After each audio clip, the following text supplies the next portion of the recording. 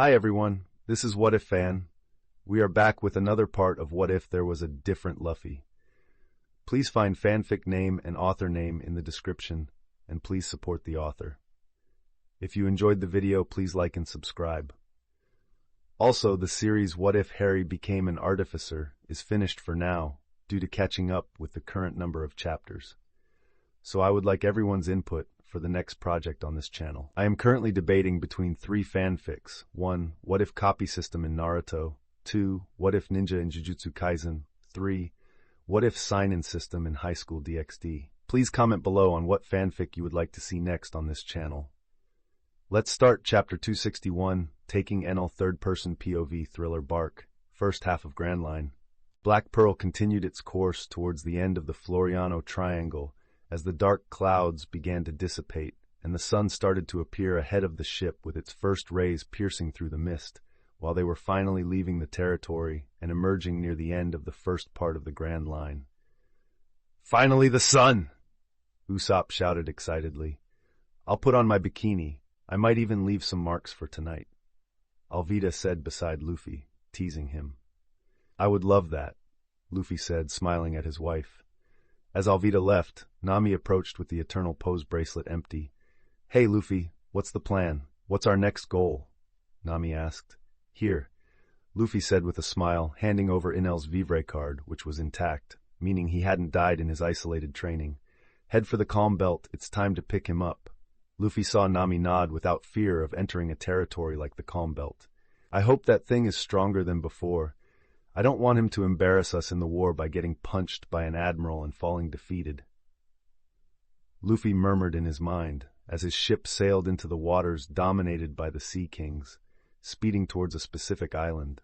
It didn't take long for the waters around the ship to become wilder, nor for a huge shadow to appear in front of the ship, lifting a large part of the water into the air and revealing itself to be a gigantic serpent. "Reiju," Luffy called his cook. "Yes?" She approached curiously. "How's the food stock?" Luffy asked. "It's full. You stocked it with the last 10 Sea Kings you downsized," she informed him, and he nodded. Luffy turned his attention to another woman in the group. "Shira, can you send him away?" Luffy asked, since there was no need to kill it. "All right, Luffy-sama," she said, flying above the ship and looking at the serpent. "Can you leave, King of the Sea-sama?" she asked in an innocent tone. The monster did not respond, but merely nodded before returning to the sea, splashing water everywhere. "Very good, you're getting very good at this," Luffy praised her. "Did you see Luffy-sama? Was I amazing?" She approached Luffy, grabbing him with her hands before placing his head between her breasts. "Yes, you're doing great," Luffy said, his voice muffled as he was embraced by her bosom. "He's taking advantage of her innocence," Kuina complained. "She's 18, she's not a kid." Reiju shrugged. "He's a womanizer. What did you expect?" Lami complained. "Spoken by one of the women he picks up," Nojiko commented. "I'm his wife, aren't I?" Lami retorted. "Anyway, she seems to be enjoying it," Vivi commented as Shirahoshi seemed quite enthusiastic about it. "Innocent, my foot.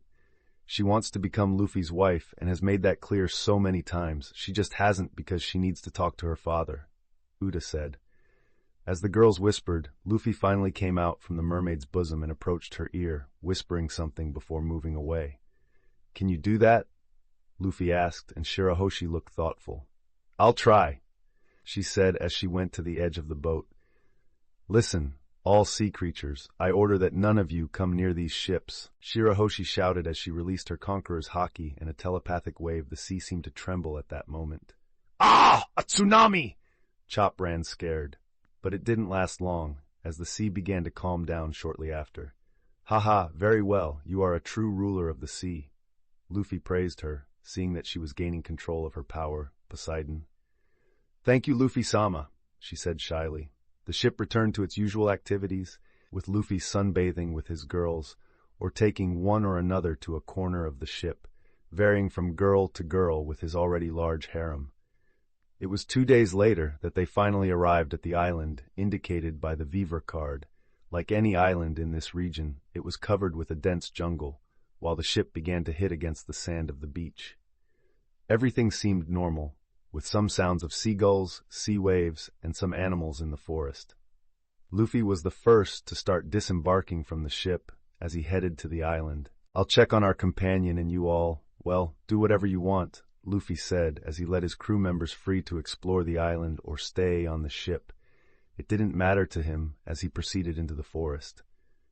He was delving deeper into the forest, using haki to subdue any wild animal that tried to stop him, since he did not want to waste time on such distractions, and continued until he began to hear loud explosions of earth breaking and trees being destroyed in the distance.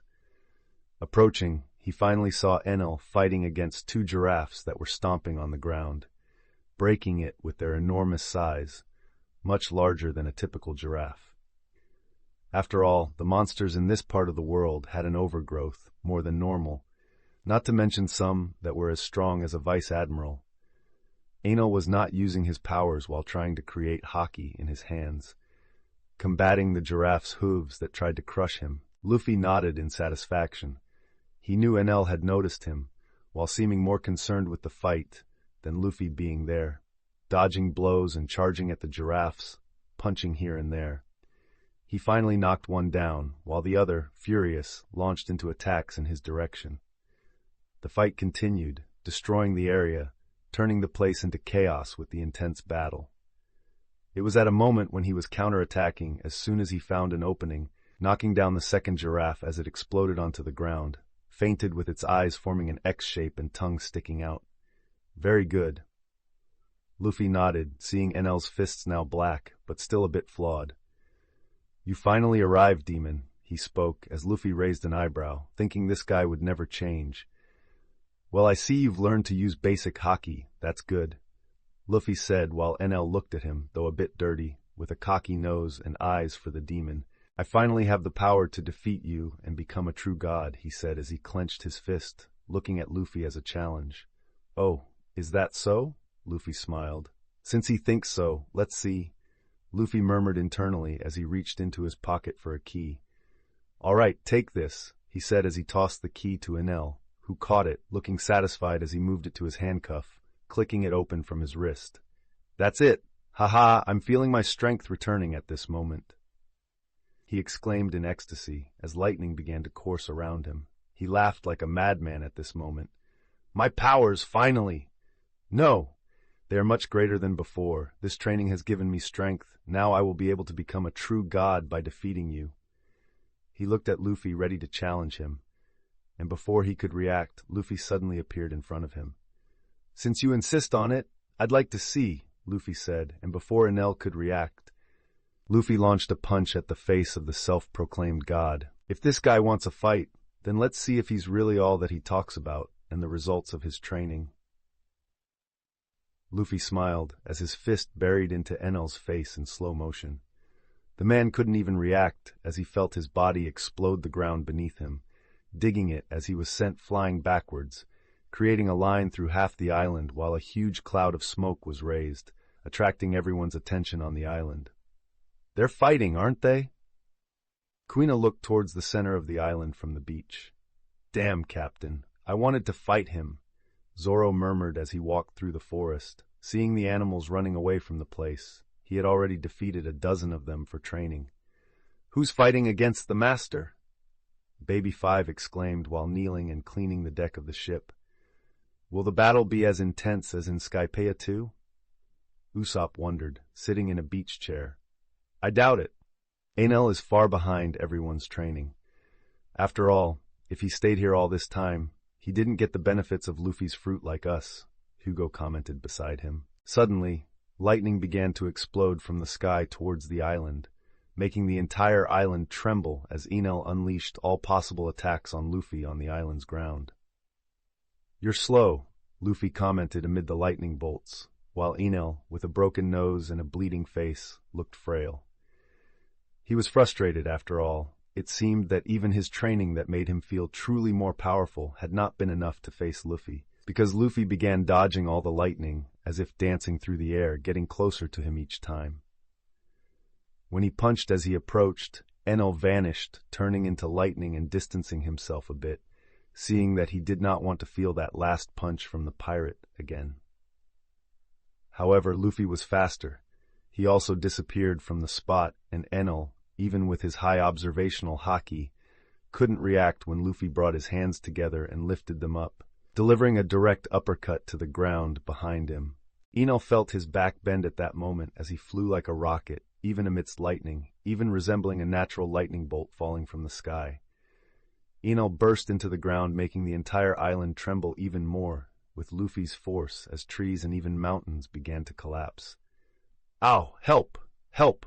Chopper screamed, frightened, in a corner of the island. "He's overdoing it," Uta complained on the beach. "I hope Luffy hasn't killed him like that. He's bad, but he's still our companion," Vivi commented beside her.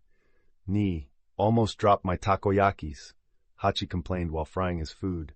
"I want more," Yamato exclaimed from his beach chair, eating his takoyaki. "Me too," Shirahoshi exclaimed from the chair next to him, swaying her tail.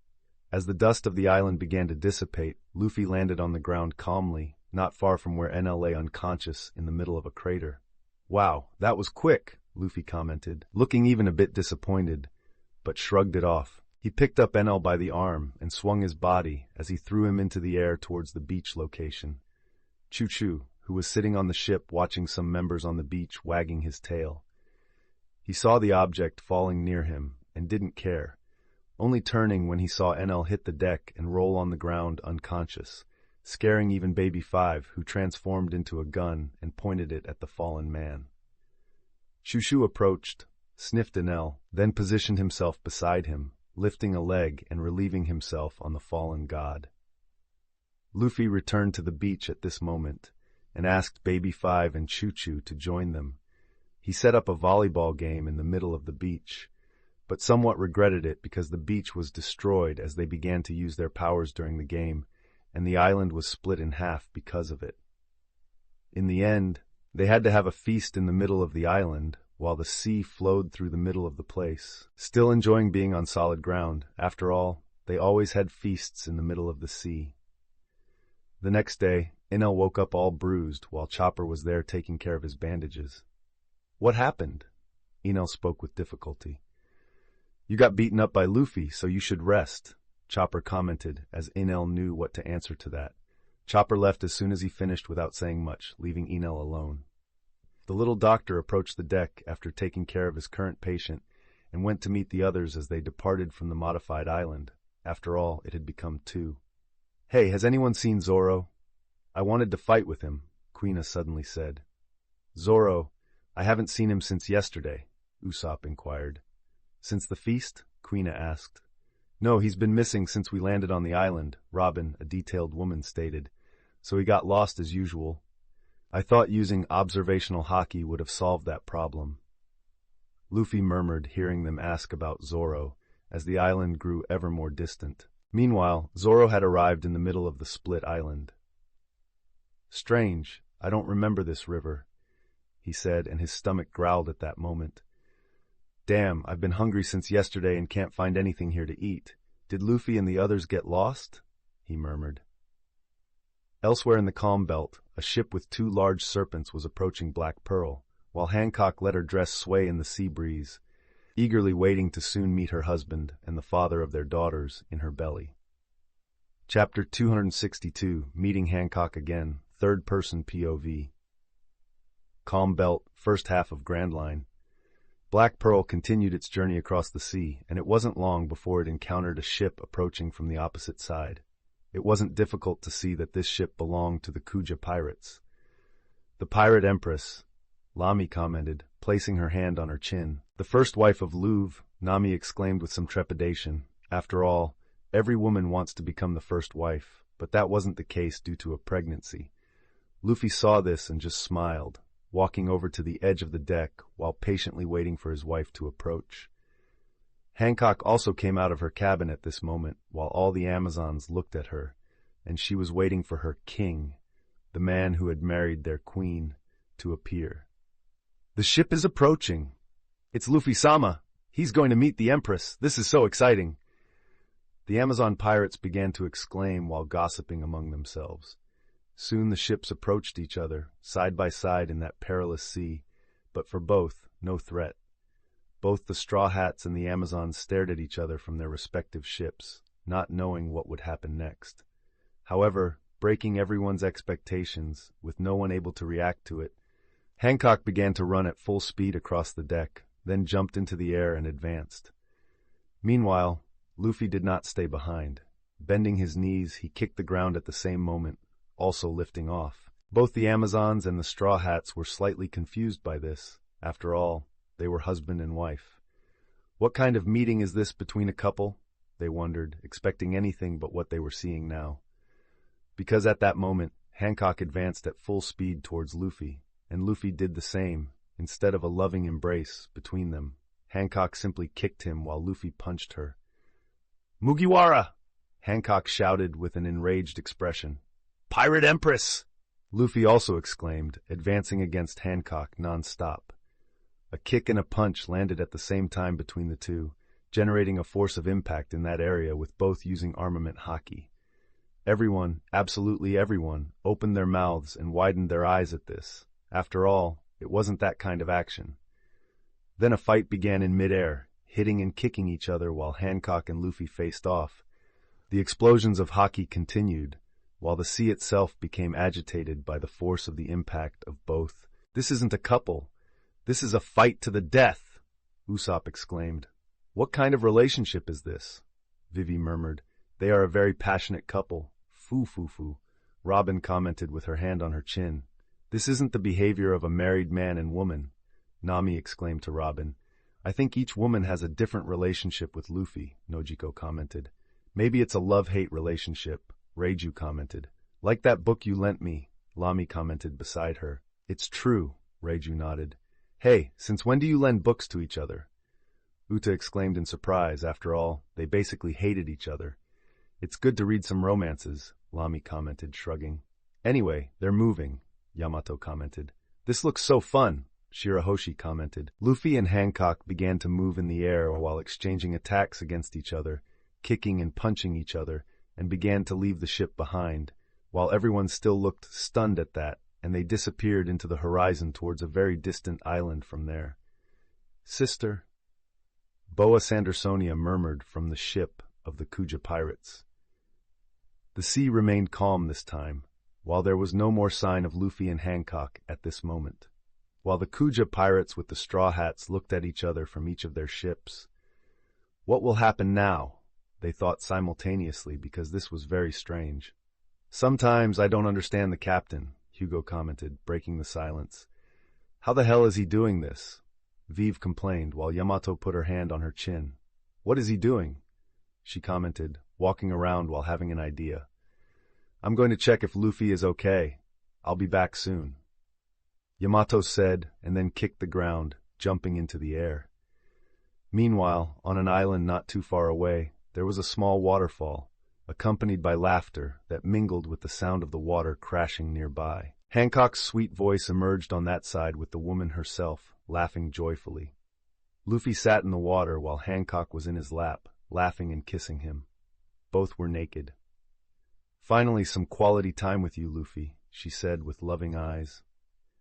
If any of those who had witnessed the fight up to now saw them behaving as they were now, they would be shocked by what they were seeing. After all, Luffy and Hancock had a relationship with two extremes, though the first was not a real fight, just an act. "Are they worried?" Luffy murmured, but soon put that aside and focused on the large breasts in front of him. "They are growing," he couldn't help but comment. "Yes, Gloriosa told me there would be some changes due to the pregnancy," she said lovingly. "They have grown strong," Luffy said, touching her belly affectionately. "Yes, they will be like their father," Hancock said, kissing him, knowing what he had done at Eni's lobby, and that Luffy was stronger than her at this point. "But Luffy," she continued, "your actions may lead the world government to make drastic decisions and hunt you down for it," she said, leaving a significant trace of concern. "Don't worry, didn't you see that meteor a few days ago? I launched it at Marijois," Luffy spoke calmly. Hancock began to think about what she had heard. You did what?" she exclaimed, stunned. "I threw it at the city of the Tenryubitos to threaten the 5 elders in a conversation," Luffy said. "Make it clear that if they try anything with someone close to me to get to me, I would attack them," Luffy commented. Luffy. She didn't know what to think about it.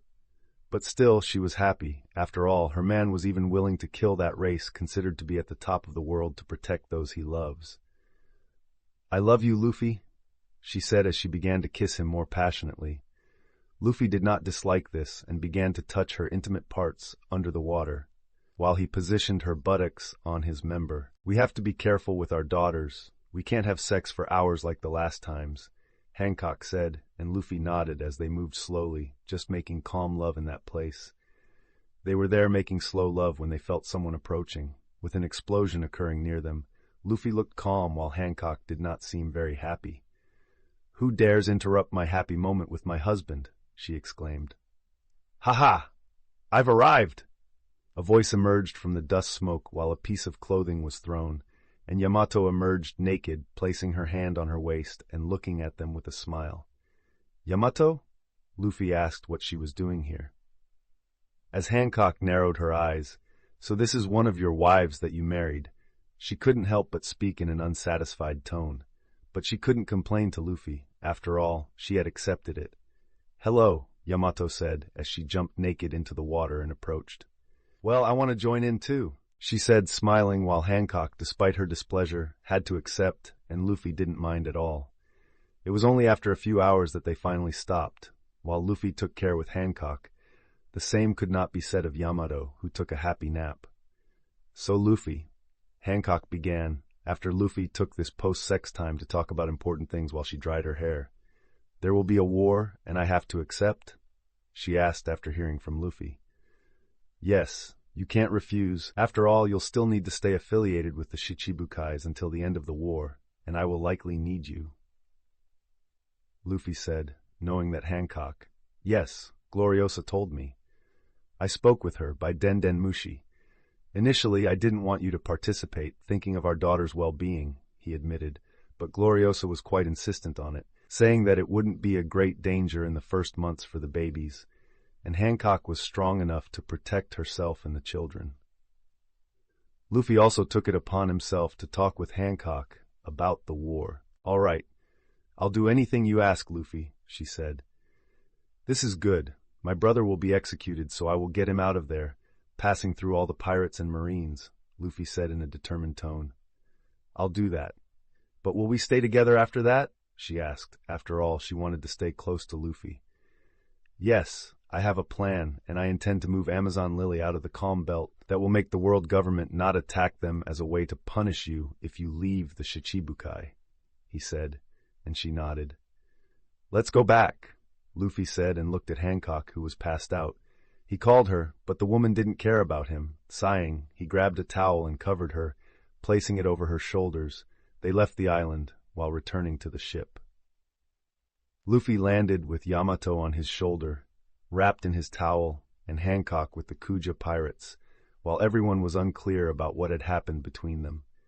Looking at them suspiciously, "Luffy, what did you do with Yamato?" Quina complained. "She looks so happy," Vivi commented, looking at the face of the sleeping vice-captain. "It's not like they fucked," Reiju commented with a cigarette in her mouth. "Luffy is so shameless," Nami complained. "Womanizer," Lami said, shrugging. Anyway, Luffy ignored his usual wives and returned to Hancock. "It was good to see you. Let's follow the plan and inform me about anything," Luffy said, and Hancock nodded. "Yes, Luffy," she said, not seeming the same as the one they saw fighting with Luffy. "Great. Now let's all get out of the Calm Belt, Nami. Our next goal is to go to the Sabaody Archipelago." With that, both pirate groups returned to normalcy while they started going their separate ways, while Luffy and Hancock looked at each other one last time as the woman touched her belly. Luffy turned his attention to the crew. "I'm going to put Yamato to bed, and we will follow this route without interruptions," Luffy commented, and went to his room to put his wife to bed, while the Black Pearl headed towards the last island before the New World. Chapter 263, Germa 66, 01, Third-Person POV. Calm Belt, first half of Grand Line. The waters changed as soon as the Black Pearl left the Calm Belt, finally reaching the waters in the first part of the Grand Line again, heading towards Sabaody Archipelago. Luffy was sitting at the bow above Ifrit's head, looking at some papers he had picked up from the day's newspaper, and began to look at the bounty papers. Eustace Captain Kidd, initial bounty of 350 million berries. Basil Hawkins, initial bounty of 249 million berries. Scratchman Apu, initial bounty of 198 million berries. Killer, initial bounty of 162 million berries. X-Drake, initial bounty of 222 million berries. Jewelry Bonnie, initial bounty of 140 million berries. Capone Gang Beiji, initial bounty of 138 million berries. Uroj, initial bounty of 108 million berries. Looks like nothing's changed. Luffy commented, looking at the papers. I mean, Kid has a bit more than the original, and his photo is with a huge scar made by Doflamingo. He didn't stop analyzing. Luffy was somewhat interested in some members of the worst generation, although his crew far surpassed this number, overshadowing them. He and Yamato had the highest bounties. The highlight reached the top. No one could take that away. After all, who is the rookie with a bounty of 1 billion received before even stepping into the new world, a record he didn't remember another in the history of the world. The only person I want from them is Bonnie. After all, I feel a bit of empathy for her story. She would also be great company for Quina. Both are under 11 years old, he commented. Luffy, we found a structure in the middle of the sea. Usopp interrupted Luffy's thoughts as he turned to the indicated spot. There was a sort of resort with small houses in the middle of the sea. What is this? I don't remember something like this in the original, he murmured and let the ship approach. Let me see that, Luffy asked to see with the magnifying glass, and Usopp handed it to him. So it is, Luffy commented while seeing the people in fear at the place, trying to escape from them. He nodded and already imagined how he could use them. Choo-choo! Luffy called, and the dog appeared by his side. Woof! Woof! Chucho barked. You can get them. I want you to catch all of them and bring them here, Luffy requested, and the dog nodded, beginning to step on the air outside the ship after jumping and heading towards the resort. Sometime later, explosions began to appear at the location, and Choo-Choo had returned to his giant form, full of people in his 3 mouths, all fallen after fighting the dog. This! Reiju looked at one of the men, startled. What is it? Lami asked beside her. It's that this one reminds me of someone. She couldn't stop murmuring, looking at the man similar to her brother, fallen on the ground. Well, now let's talk to them later, Luffy said. Wait, Luffy. Why are you capturing them? Vivi asked. Because they will be part of my fleet. They will be going to Skypiea, Luffy determined, recruiting whoever he could for his banner. The journey continued towards Sabaody, with them ignoring the resort in the middle of the sea and moving forward. Another day passed while Luffy and his crew had a routine. Luffy even canceled the banquets preparing for war, putting everyone in training since yesterday. Come on, I don't want to have to rescue any of your butts in the war, so better get prepared. Luffy returned to his version of a ruthless and heartless coach, while increasing the gravity of the place by 90 times, given his evolution with his fruit. I'm almost reaching 100 times.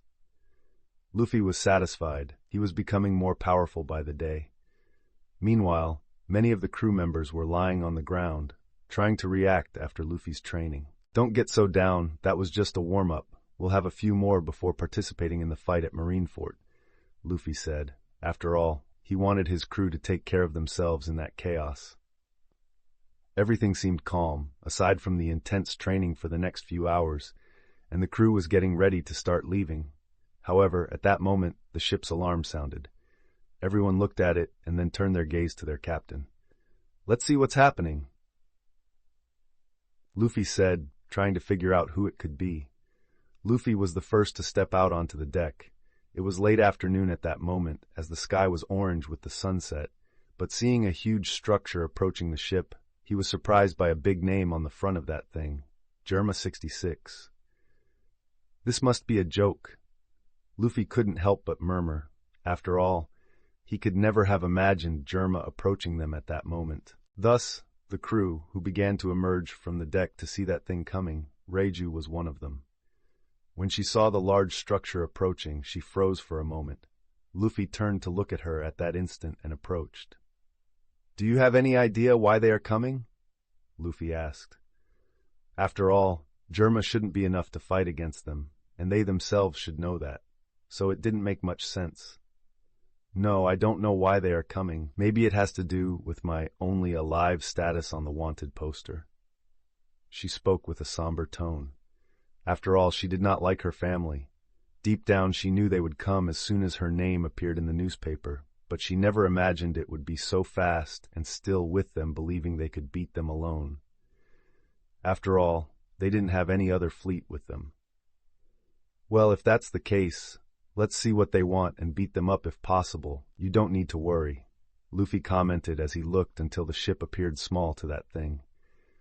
Will I meet Sanji for the first time? Luffy couldn't help but think, after all, he was always curious about the fate of the original cook. Reiju said he was the intimidated boy as always, but in this world she was his companion, while she ended up shipwrecked and found Zeph. Do you want to handle them? He asked, but with a mischievous smile. What are you going to do? She asked, not knowing how to respond. Well, I'm thinking of turning my father-in-law and a subordinate. What do you think? Luffy replied, and Reiju was even more speechless. The ship, being carried by a huge snail, approached, and on the deck, a large man came out, followed by several soldiers, including 3 children wearing Germa's clothes. Luffy looked at that and was thoughtful, thinking about the lack of one of Reiju's brothers that he most wanted to see. What a giant Den Mushi! Chopper shouted. What a strange ship! Zoro murmured. This old man, he really showed up! Reiju spoke with a furrowed brow. The man looked at them for a while, until he finally decided to speak, shouting down. After all, even Black Pearl was small compared to that ship. Reiju, the man spoke, calling his daughter, and Luffy raised an eyebrow. He has the nerve to talk like that, without addressing me first, he murmured. What do you want? Suddenly Reiju's voice came out, as many looked surprised at her. After all, this was her family, one that she disliked, known by many there. I came to pick you up, he spoke arrogantly, leaving everyone beside Luffy astonished with that. Even Luffy, not believing that guy, after all, he is not strong.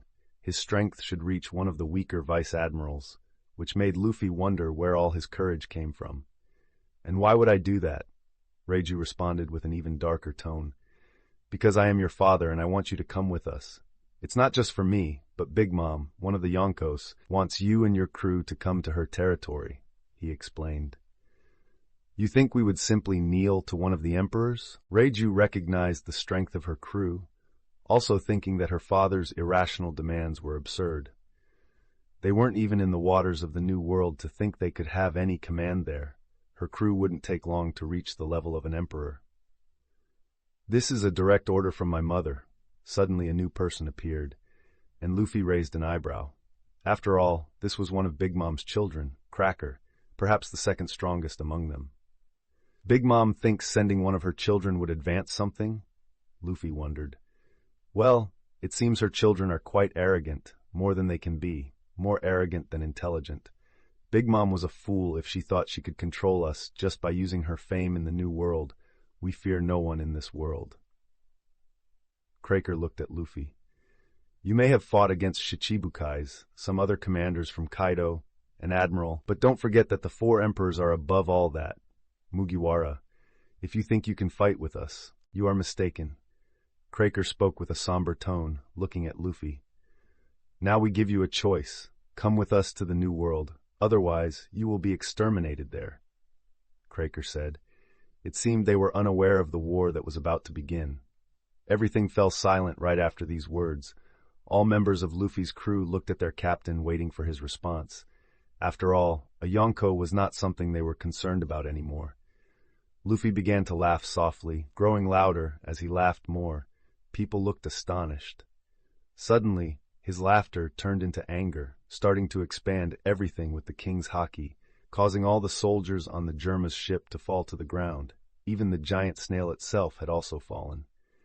Cracker furrowed his brow as he and only the Vinsmoke family remained conscious.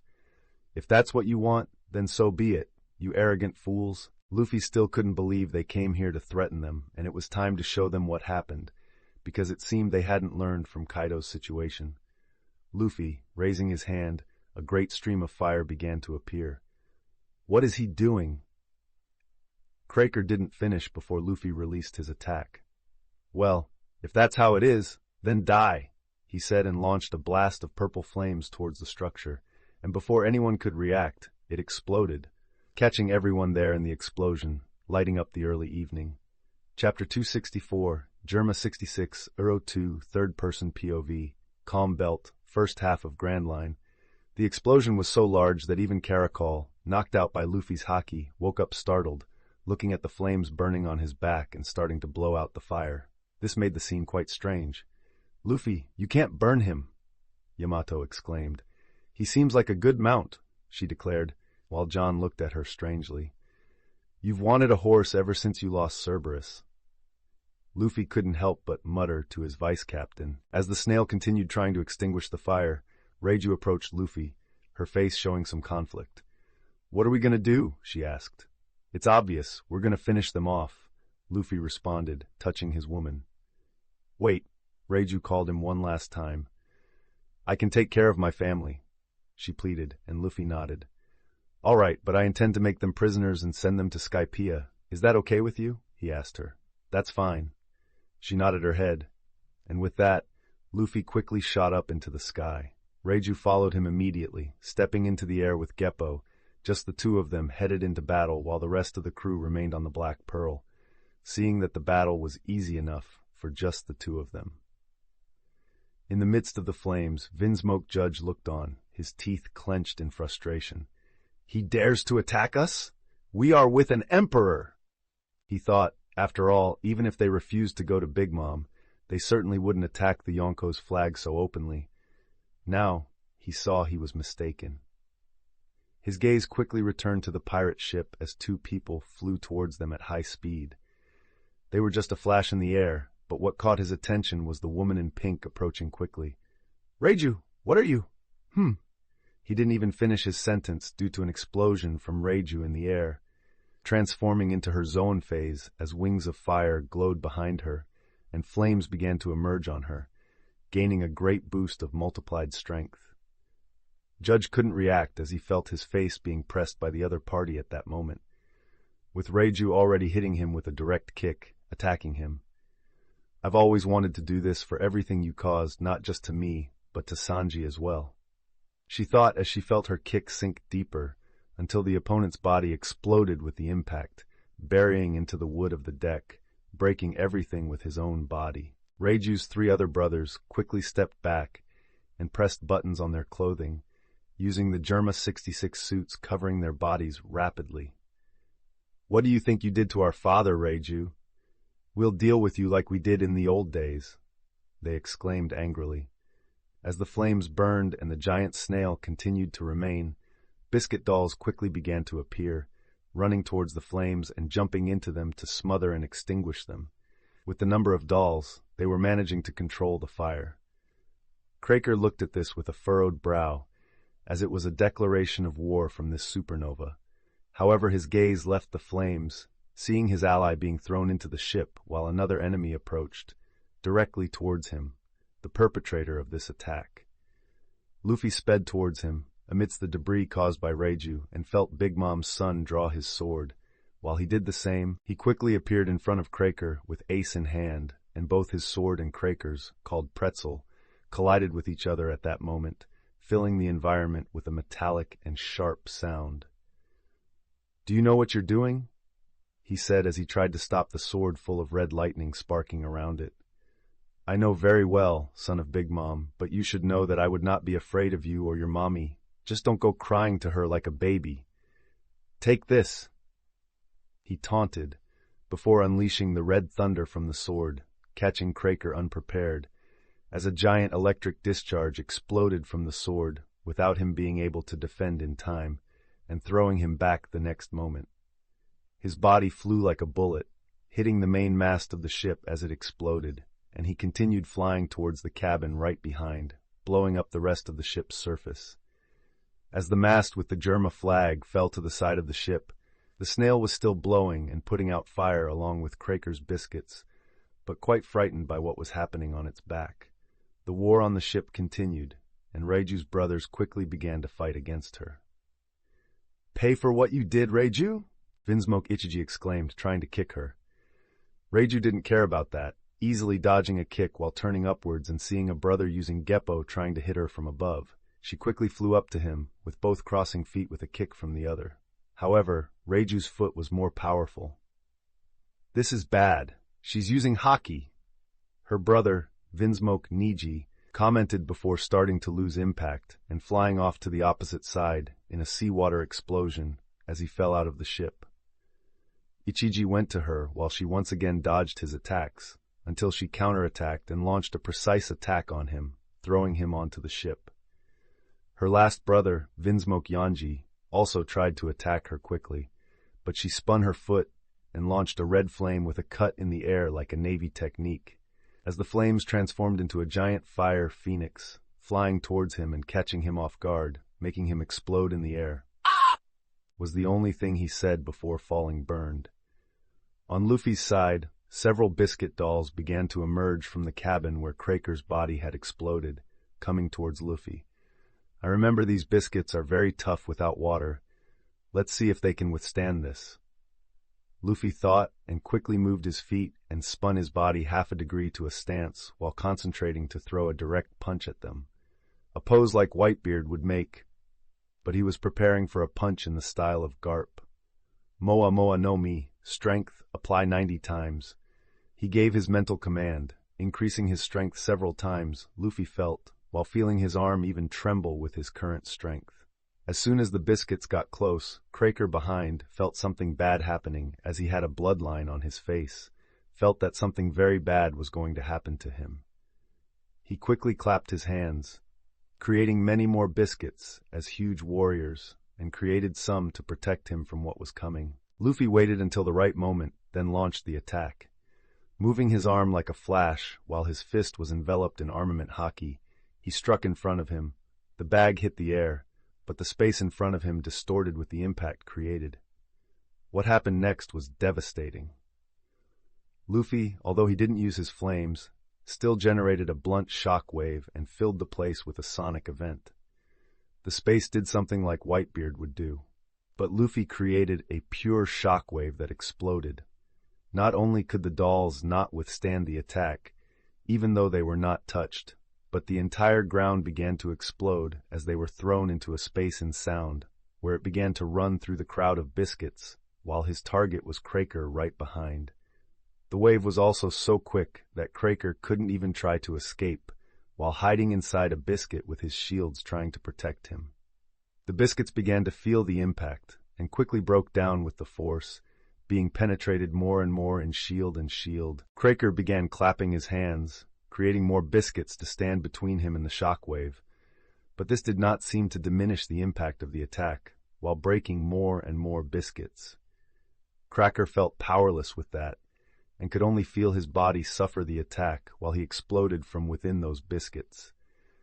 That part of the ship, in its entirety, exploded the next moment, generating debris to all sides, which was practically half of the ship.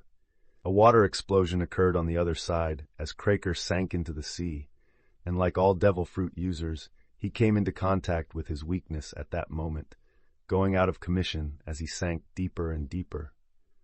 Judge saw half of his ship destroyed while he was still in the middle of it, staring dazedly at the situation. "How can this be happening?"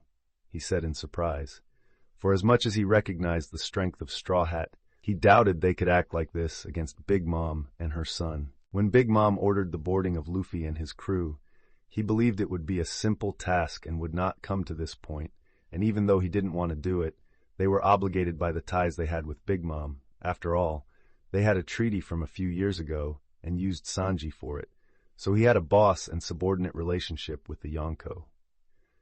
This thought was soon interrupted, as Reiju appeared beside him. "Are you still awake, old man?"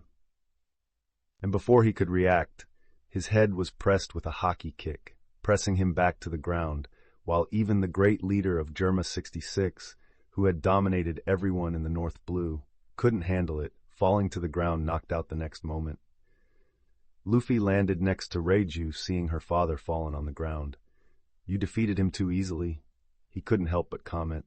"I'm also surprised, after all. I expected a tougher fight," she commented. "It means you've become a powerful woman," Luffy said with some pride. I hope so, she murmured, also looking at her two fallen brothers. It must be nice to beat up your own father. Luffy couldn't help but comment. After all, Dragon had abandoned him, just like his sister. He's not my father. My father is Zeph. Reiju commented, feeling strange. After all, she had some grudges with this family, but she beat them so easily. Reiju! The seawater exploded, and out came the second brother who had crossed his legs earlier. However, Luffy acted first before Reiju, appearing behind him and slapping him, before he fell cautiously. Let's go to the ship. Help me carry them, Luffy said, while Reiju picked up the body of her father and a brother. Luffy walked through the ship with two brothers, while the snail was crying with only half of its shell still on its back, despite being all destroyed with several clones created by Germa, destroyed by the small fight. Landing on the Black Pearl, Luffy looked at his crew waiting for him. He looked at Hachi. Hachi, can you pick up Cracker in the water? Put these handcuffs on him too. Luffy threw the handcuffs after taking them out of his pocket. Hachi nodded before jumping into the water. A while later, he returned with a knocked-out and handcuffed Cracker. Luffy nodded and turned to Hugo and asked him to take them to the prison, which the man did immediately by dragging the bodies. After that, his gaze returned to the snail, still crying. He touched the snail, reducing its size. You look like a fine ship. I'm thinking of adding you to my collection, Luffy said with a smile. The snail didn't seem at all excited about that, looking quite scared, being caught by that man who was smaller than him before. However, now it was the opposite, as it was just a simple snail being held by Luffy's hand. After storing the surviving Germa clones that were arrested, he returned to the group. Now let's continue our journey, Luffy said, and soon the Black Pearl returned to normal, heading to the last island of the Grand Line. Chapter 265, Sabaody Archipelago 01, Third-person POV Sabaody Archipelago, first half of Grand Line.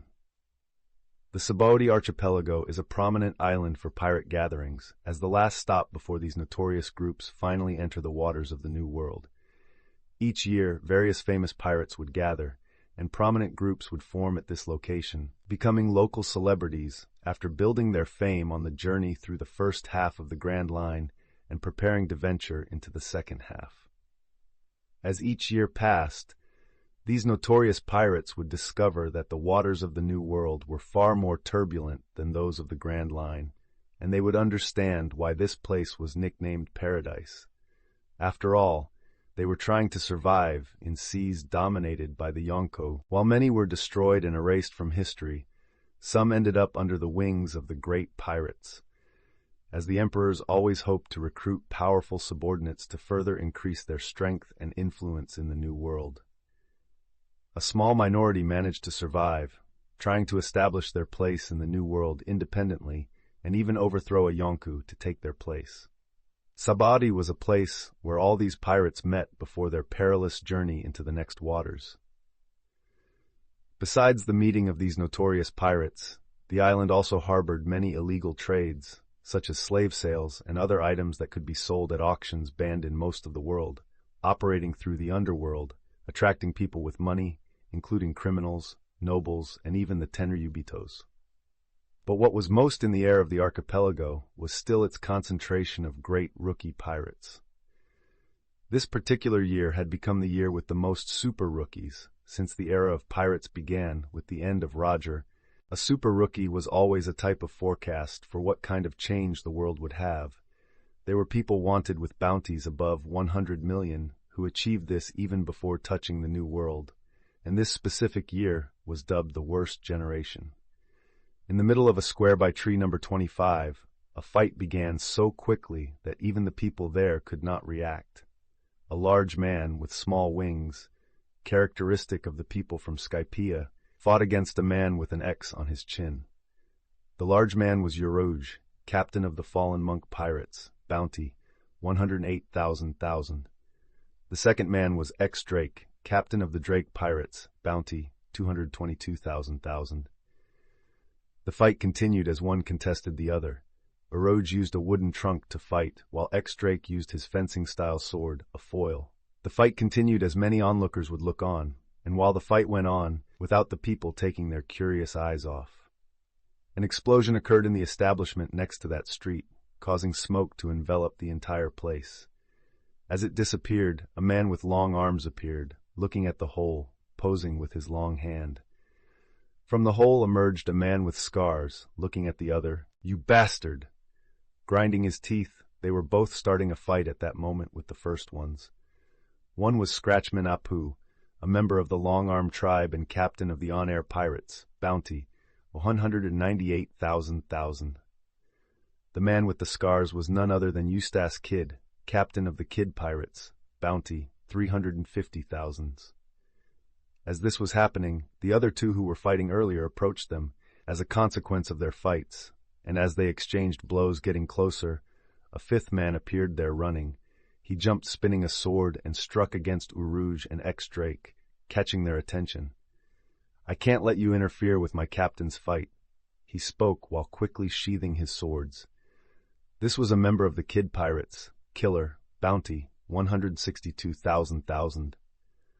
All these 5 men continued with the fight among themselves, representing the iconic worst generation.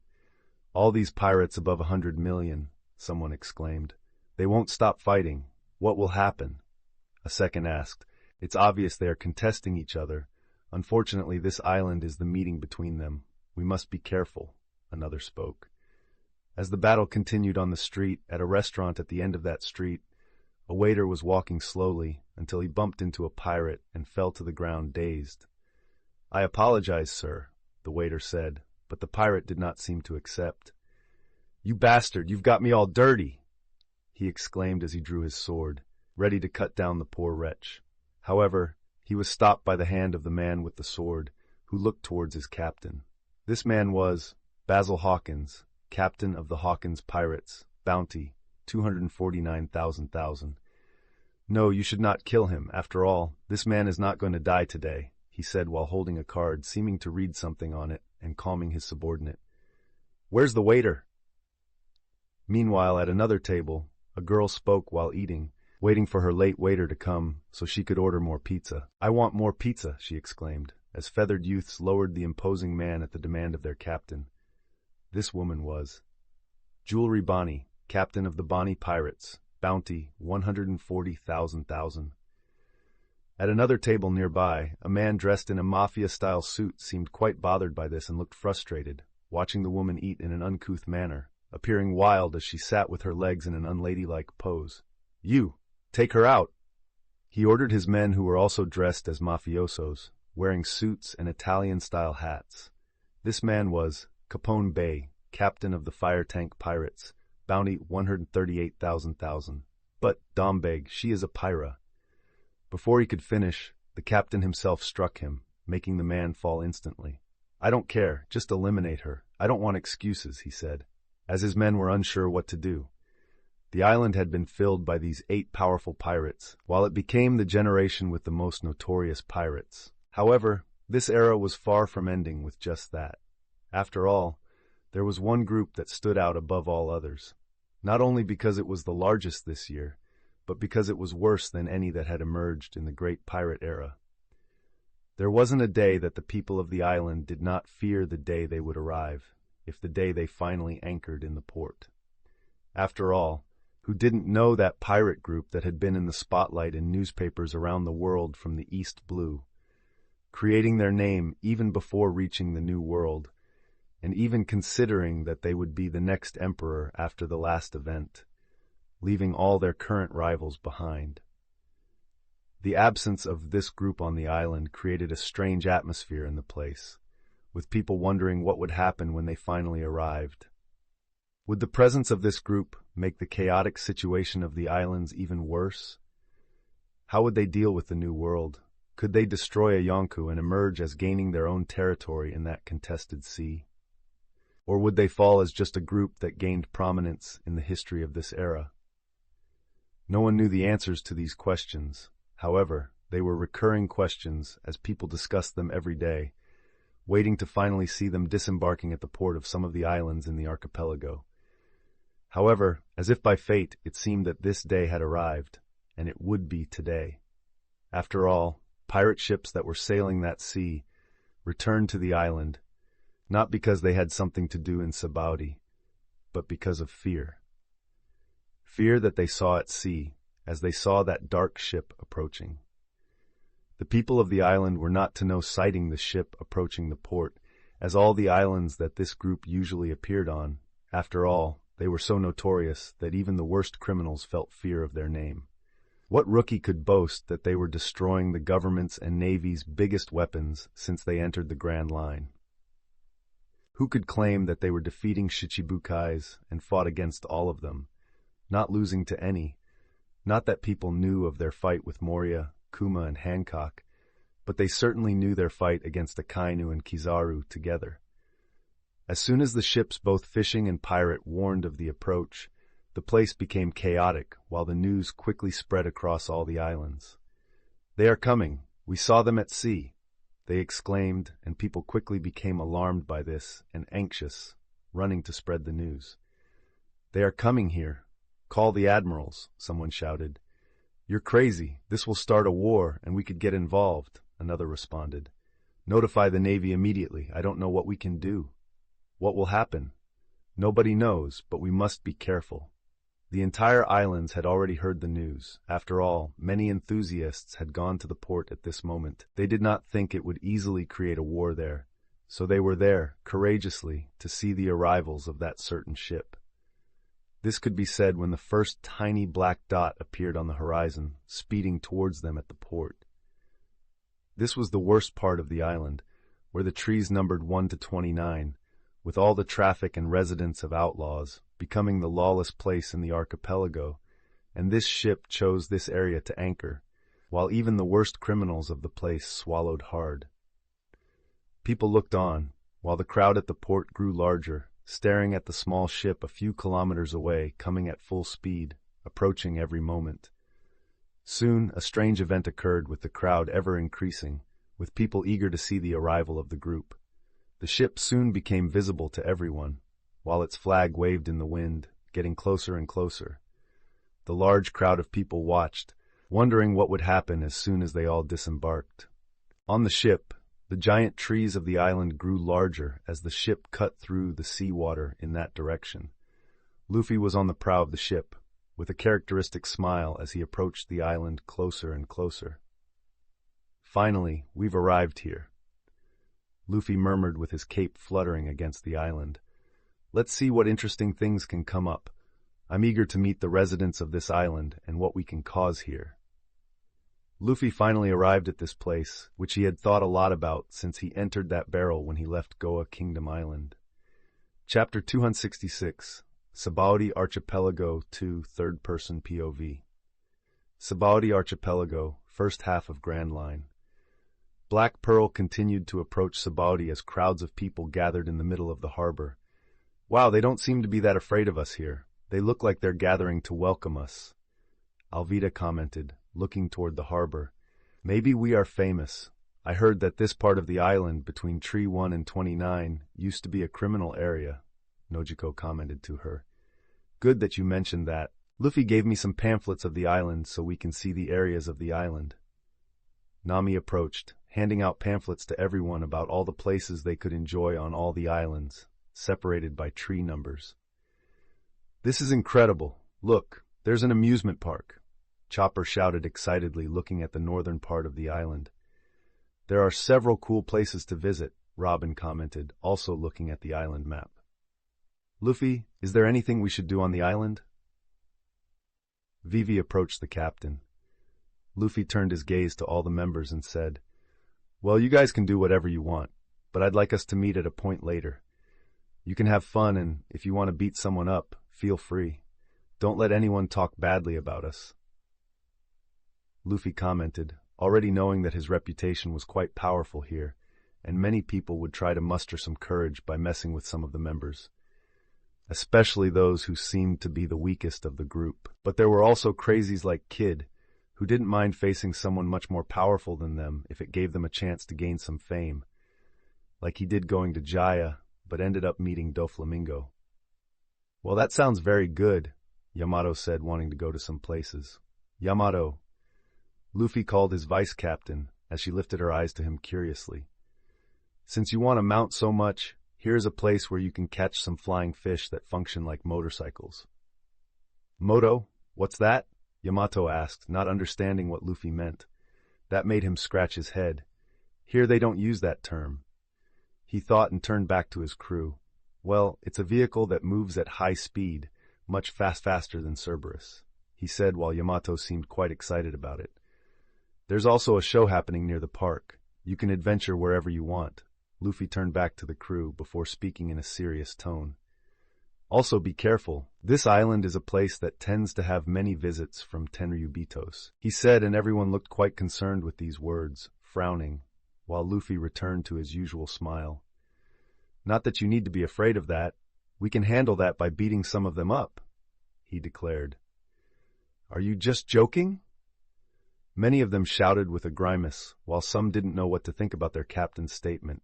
After all, many still feared facing such nobles. Luffy turned his gaze upward and broadened his smile even more. After all, a new crew member was arriving. Meanwhile, the ship was close enough for everyone to see the details. Look, this is their ship. They call it the Black Pearl. So this is the ship of a pirate with 1 billion on his head. You fool, this is not just any billion bounty pirate. It's a man who can fight 2 admirals at the same time and still come out alive. Tell me, who else can do that at sea? Not even people with billion bounties can do that, the other complained. Look at that. Someone pointed to the sky, and there was a ship with the head of a lion and its mane looking like the sun. Approaching through the air, it was lowering and landed next to the Black Pearl. After 1 minute with the ship beside, it simply disappeared in front of everyone. Luffy had caught Sunny Go and was greeting Bebo, who was still wearing the Black Power wig. Very well, in the end, now you can enjoy the island with everyone too, Luffy said to Bebo. Thank you, Captain, Bebo said, now not as brave without the wig, but still grateful. Luffy, anything interesting on this island? Someone powerful? Zoro asked, curious to face someone worthy of his current skills. It depends, Luffy commented. There's an old man here who was the vice-captain of the Roger Pirates. What? Vice-captain of the Pirate Kings? Everyone exclaimed at the same time. The man who lives there, we'll see him soon. That's why I want us to meet at a specific bar, he said. I think we have someone who knows him well, right, Hachi? Luffy looked at the merman, somewhat surprised. Luffy, how do you know about this? Hachi asked, looking a bit lost, since he was talking about Rayleigh. I just know, and... Luffy turned back to respond to Zoro with a second option. There's also a possibility if you hit a Tenryubito, an admiral is called. We can try that if you want, Luffy suggested to Zoro. Of course not, Zoro grimaced at the end. Who would want to face an admiral? Apart from Luffy, no one could fight them at this moment. Anyway, let's put that aside and continue our stay on the island, Luffy said, and Black Pearl began to steam full speed to the island. The ship stopped at the harbor, docking perfectly as they actually encountered a crowd of people with the gangplank descending and the Straw Hats beginning to disembark. Look, it's the Straw Hat Pirates. They pointed out the obvious. After all, no one else could use this flag without wanting to feel the wrath of a pirate group that had bounties above billions on all their heads. So this is a group that could become a Yonko, some whispered. Look, there's so much race in them. They pointed as Luffy descended with Shirahoshi clinging to his neck, as she sometimes did. Yamato followed behind, showing off his horns from a race different from humans. There was Hachi, a merman, Beppo, a minka dog, and many people. There was a diversity of people. Unfortunately, there was no skeleton or cyborg to count at the moment, but it was still enough to shock all the people there. We've finally arrived, Luffy said, stopping in front of the whole crowd that looked at him cautiously. He could see all kinds of people, mostly criminals, looking, some even trying to have some greed seeing the diversity of his crew to try to sell in the slave auctions. However, who could mess with the group that basically fought vice admirals, several Shichibukai? They were sea demons, unbeatable. They could not be messed with so easily, no matter who it is. Even a Tenryubito would have to think twice. Luffy not only looked at these people, for there were also some quite peculiar looks at them. After all, there was the worst generation, and all of them came to this port in a short time to see the one who led the group of this era. Kid was in a corner, growling and clenching his fist, knowing he was not on the same level as Luffy, who considered him a rival at that moment. Killer was beside him, just looking, his gaze also mainly returned to Roronoa Zoro, who he also considered as a sword rival. Capone Bege was in a corner too, on top of a building, watching the pirates while his group was behind him, watching calmly, smoking a cigar. Let's see how their stay will be. So this is a billion bounty pirate. Bonnie was sitting with her legs open on top of a tree while the crew was on the ground. She kept eating and looked at Luffy and the rest with some curiosity. Uroge was giving a big smile as he looked at those pirates, on top of a rock near his crew, but without any comments. X-Drake was also standing on top of a tree, just watching, calculating some possibilities. After all, he had a mission in the New World with the Navy while disguising himself as a pirate, but the emergence of Monkey D. Luffy with a crew full of mystical beasts might alter that. Scratchman Apu, the man from the Long-Arm tribe, was also in another corner, smiling as he moved his arms, looking like a DJ. So this is Straw Hat. Interesting, he thought, striking the same pose. Meanwhile, a man playing cards who was none other than the latest rookie of the worst generation, Basil Hawkins, watched Luffy approaching while he began to see all the possibilities. Chance of winning a fight against that group, 0%. He stated clearly to his men, who seemed to be part of a cult. Chance of escaping if he tries to kill us, 0%. Another result came out for him. Chance of him killing us if he wants to, 100%. Another result, as he frowned, chances of this day turning into chaos, 85%. Chances of Monkey D. Luffy being behind this, 90%. He saw each of these results, continuing to frown at each one. Looks like we're going to have a busy day today. We better be careful, he commented. Let's stay well away from Monkey D. Luffy. Luffy, ignoring all the potential comments being made about them, heard the sweet voice as his cape was pressed by Shirahoshi. We're so close to my home. We can soon visit Dad. I want to introduce you to him, she said with some hope. Let's do that later, Shira. But first, let's sort out some things and participate in some important events that are going to happen, Luffy said. Then, with a big smile, he announced to the entire crew, Now let's explore this island, he said as everyone began to move, and as Basil Hawkins commented, there was a great chance of creating major chaos during their stay. Luffy didn't care much about that, but knew he was about to make this island shake soon, and wasn't even worried about the Navy trying to retaliate with the world government. Chapter 267, Sabaody Archipelago, 03, Third-Person POV. Sabaody Archipelago, first half of Grand Line. Luffy waited for everyone to disembark from the ship while he approached it and touched it, making it turn into a miniature. Enel was the last to leave, still somewhat bandaged from the last beating he took. Come on, don't be so down, you can have fun like everyone else, Luffy said to him while slapping his back, which made the self-proclaimed god scream in pain with a grimace. Tsk! A god does not entertain himself with mortals, he murmured while trying not to show a pain expression right after the slap. Whatever, let's split up, Luffy said as the crew nodded, wanting to do their own things. They passed through the crowd, heading towards what they had planned to do, as each one wanted to visit a different part of the island. The news not only spread from Tree 1 to Tree 29, but the entire archipelago began to hear rumors about the arrival of the Straw Hats, with everyone becoming quite cautious. I just got a call from the port. The Straw Hats are here, a man in a bar exclaimed while the others looked quite surprised by this. Let's go. I want to see these pirates. Another spoke. Let's leave the island. They are trouble, and I don't want to be in the eye of this storm. Someone exclaimed, starting to leave the bar. We're also leaving, heading to the New World. Another crew in the bar spoke, leaving right behind. At the bar counter, the woman put one hand on her chin while smoking a cigarette. How interesting. So they have finally arrived. I wonder where that guy is. After all, he himself said he wanted to see their arrival when the crew finally stepped off the island. She spoke calmly. Elsewhere, in an auction house, an elderly man was chained with an explosive collar surrounded by slaves like him, waiting for the auction to start so he could be sold to some noble. What a bore, he murmured with boredom, unaware of the news outside his cell. In the southern region of the islands, where the Navy base was located, They began to get agitated since the news of the Straw Hats had spread. A man stood in front of rows of soldiers, giving a speech while they kept their weapons and stance aligned, listening to the speaker, a high-ranking officer from the base. They have docked on the island. We must spread out and watch every move they make. We will act if necessary, even if it costs us our lives. After all, we will give our lives for justice to fight evil. The officer spoke, hoping that all those sailors would fight to the death, despite the minimal or almost non-existent chances of surviving a confrontation against this pirate crew. The sailors, although nervous, nodded, thinking they would fight if necessary. The officer continued talking about his plans as they would spread out across the islands in the archipelago. In another room at the base, in a communications room, there was another officer speaking directly with the headquarters.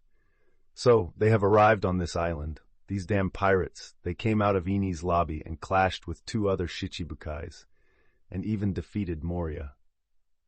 Sengoku growled on the Den Den Mushi about this. After all, it was no secret Kuma appeared quite damaged while carrying a comatose Moria. This frustrated him even more as he was losing forces that should be used in the war. Luffy was a major headache for him, especially with a war coming. A war that he could no longer stop, no matter what happened. What he hoped was that Luffy would also be drawn to Marineford, to join forces and destroy them once and for all like they would with Whitebeard. "What should we do, Fleet Admiral?" the other side asked. Sengoku sighed before speaking again on the device. "I want you to keep an eye on every move he makes," Sengoku explained. "Get all the Tenryubitos off the island now." He gave that order immediately. After all, it was no longer a secret among the people with higher positions in the world government what Luffy had done. That crew could very well want to mess with that group of untouchable people, so it was much more rational to remove them before any conflict arose, especially considering how the Tenryubitos are, which made even Sengoku quite nervous. Afterwards, the conversation continued a bit more about any strategy that might be tried against the pirates. "We'll do exactly that," the officer on the other side said, finally hanging up the Den Den Mushi. Sengoku also hung up his Den Den Mushi and returned to the room where the 3 admirals sat in front of him. The first he noticed was Akainu, still a bit bandaged from the wounds of the fight at Ini's lobby, and frustrated at hearing Luffy's name, while Aokiji seemed to be sleeping with a bubble coming out of his nose. Kizaru opened his mouth, almost saying, "How scary," as his usual phrase. Sengoku sighed and began to speak. "Well, I'm going to have to send one of you there. I can't let that group do whatever they want, but avoid going to war with them there. After all, we should save that for here, at Marineford," said Sengoku as Aokiji slowly opened his eyes, seeming to awaken. "Who is going to go there? It seems quite dangerous," Kizaru asked, looking at one of his colleagues beside him. He saw Akainu, who was looking at him at this moment. He swallowed hard and his gaze shifted away. Well, Kizaru commented while looking at him too. Kizaru frowned and raised his hand, pointing to himself, and asked, clearly not wanting to go, "Me?" Sengoku agreed with this. As of all the admirals, Kizaru was the officer with the best chance in a fight against Garp's grandson. "You must go, Kizaru. I would send Garp, since he is the best choice to keep his grandson in line. However, as soon as he arrived at Marineford, he had to deal with some personal issues, returning to Impel Down," Sengoku commented, a bit frustrated since as soon as he arrived there was a mess, forcing him to make an extreme decision. But Kizaru tried to argue but was interrupted. "Stop the drama, Kizaru. Go there and end the pirate as justice demands." Akainu growled and complained immediately. "If you're so eager about it, why don't you go?" Kizaru thought, looking at Akainu, since he was not keen on facing Luffy anyway. "I'm counting on you, Kizaru," declared Sengoku in the end. "All right, I'll take my nephew," he said, having no choice. Kizaru had to get moving as he stood up and left the room not very enthusiastically. After all, someone had to do the job. Meanwhile, back at the Sabaody archipelago, the crew had split up while Luffy was still held by Shirahoshi. He continued walking through the islands. "Let's go, Luffy-sama." Shirahoshi seemed quite excited while keeping pace with Luffy. Luffy was not at all bothered by the girls' enthusiasm as they continued walking around, heading towards anything that caught their attention. Robin, Kuina, and Nojiko went to the part of the island where the luxury hotels were located, wanting to see the place. Meanwhile, Chopper, Bippo, Usopp, and Uta went directly to the park in the north of the islands, where there was a festival and rides for them to enjoy. Cotton candy! Chopper was excited about the idea of buying some. Roller coaster! Usopp and Bippo wanted to see the park. The festival! Uta wanted to sing where there was a band performance. As for Zoro, no one knew where he was. After all, as soon as they lost sight of him, he disappeared, probably lost somewhere on the island and hoping he wouldn't end up outside of Sabaody. Reiju and Lami went to compete in some competitions they themselves created on one of the islands of the archipelago. "You're not gonna beat me, emo girl." "Shut up, curly eyebrows!" They began to argue while scaring everyone around them as they ran from the two crazy women. Meanwhile, Hachi had to take Yamato to the place where they sold the fish that they rode like a kind of motorbike, according to Luffy. "Come on, let's go," Yamato commented excitedly. We're almost there." Hachi had no choice but to follow the orders of the vice-captain. Meanwhile, elsewhere on the island, 2 men and a dog walked through the streets drawing attention. "What's with all this gloom?" Hugo asked the other man. "I'm not gloomy after all. I will be a god, just a bit out of action." Enel seemed to try to maintain his composure, but his situation was not pretty. "Wolf," Shushu mocked him with a bark. "What did you say, Mutt?" Enel did not appreciate a dog mocking him, and though he didn't understand what the bark meant, he still felt the mockery. "Wolf!" Shushu growled at Enel. "This is going to be a long stay." Hugo commented, seeing that he wouldn't have an easy time there. In an area where various criminal operations spanned from Area 1 to 29, 4 women gathered in a corner. "Are we really doing this?" Vivi asked, a bit worried. "Of course, why wouldn't we? We're pirates," Alvida commented, adjusting her hat. "Think of the money, Vivi, the lovely money," Nami said with dollar signs in her eyes and drool dripping from her mouth. "I can buy some accessories so that Master can punish me later," Baby 5 declared determinedly. Vivi, Nami, and Alvida looked at her strangely at that moment. "Anyway, let's start here, and finally here." Nami began pointing to various spots on the map where they would be operating. "Whatever." Vivi sighed and finally nodded. Alvida and Baby 5 smiled and nodded too. As the girls prepared to put on a show, elsewhere there was a man in a suit listening to the Den Den Mushi. "We should leave the island," another man spoke cautiously. Bang! A shot was heard, and the same man fell dead the next moment, with the Tenryubito looking on with disdain. "We are not leaving this island because an inferior being is here. Do you understand?" He spoke, looking at all the agents. "Yes, Saint Charlos!" Everyone nodded at the same time, afraid of the wrath of that world noble. Saint Charlos was atop a slave as they walked through the streets of Sabaody, with all the people bowing before him in fear and respect. He had been warned that Luffy and his crew were on the island, and that the Navy's guidance was for him to leave immediately. But he could never be commanded, as he was a noble of high status, his arrogance scoffing at that notion. After all, he would never think that an inferior being would stand against him, being a descendant of the creator of this world. So he continued on his way, doing his things while enslaving people openly without anyone daring to speak against it. Chapter 268, Sabaody Archipelago 4, Third-Person POV, Sabaody Archipelago First Half of Grand Line. Despite the arrival of the Straw Hats, life on the islands continued as usual, with people looking at the members of the super crew with various types of gazes due to their fame here, as they passed through certain places. At an auction house in the illegal area, a low-budget event was happening at this moment. Not all houses selling slaves could offer unique and sophisticated species. Here there were no exclusive breeds, only a few humans who rarely attracted attention from their buyers with low prices, but this was rare. Therefore, the house was not frequented by the more refined type of people, just some looking for some type of slave, being nobles from small countries to be able to buy second-hand slaves. "Our slaves are of great quality," the man leading the auction exclaimed into his den mushi to his audience, despite lying, because the row of slaves behind him was not very good. Many skinny, as many men as women, looking lifeless to the audience who saw them as a product. However, something happened at this moment. As the announcer began to announce the slaves with their prices, an explosion occurred in the wall, startling everyone immediately. Boom! Ah! What is this? An attack! Who dares? They screamed surprised, some thinking with superiority complex that they were important. In the midst of the smoke made with the destruction, 4 figures emerged, all wearing clothes to hide their identity with masks, but their hair was still visible. It was obvious that all were female figures. Who are you? The announcer spoke, frowning. It doesn't matter.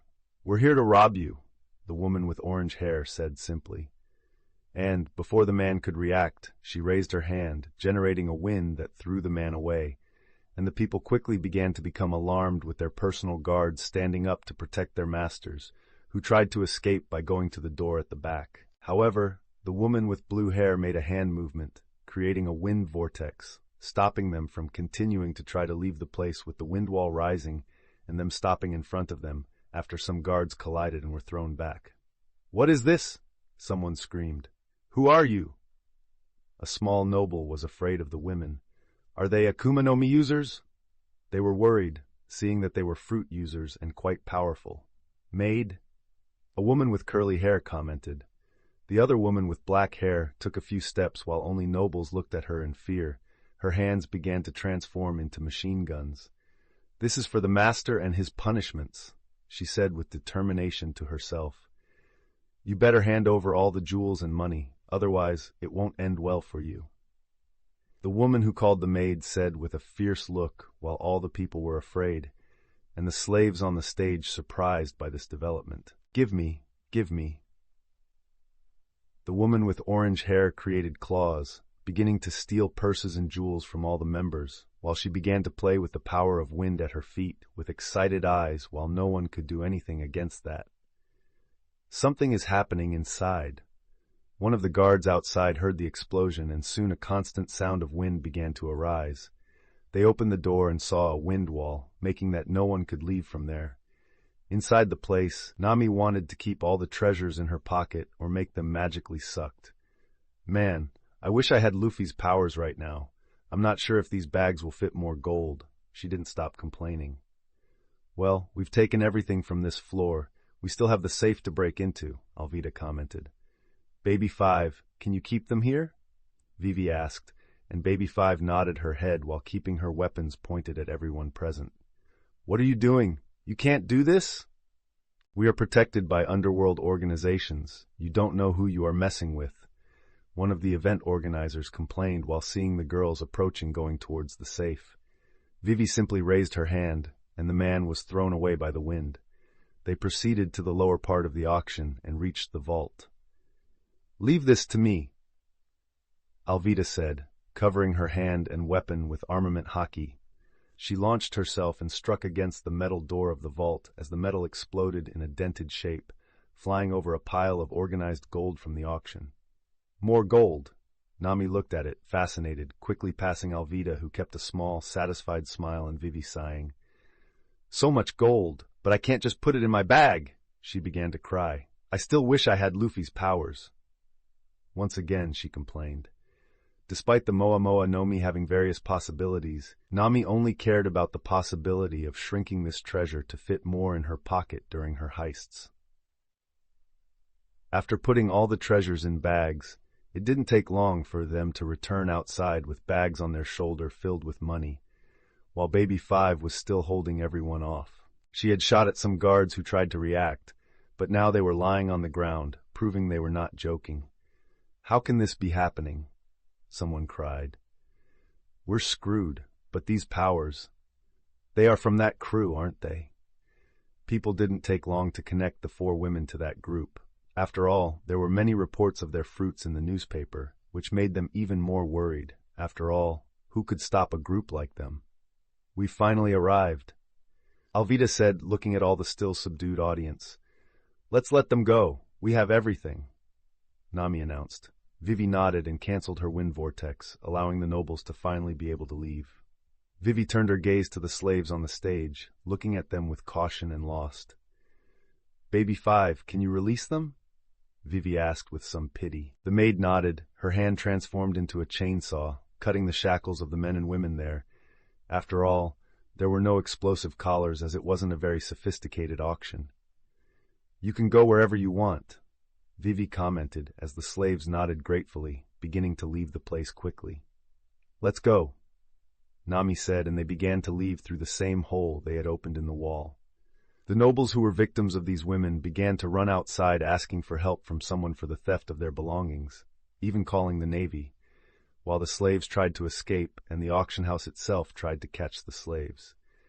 This event soon began to spread. 4 women wearing clothes to hide their appearance had robbed the auction at that location.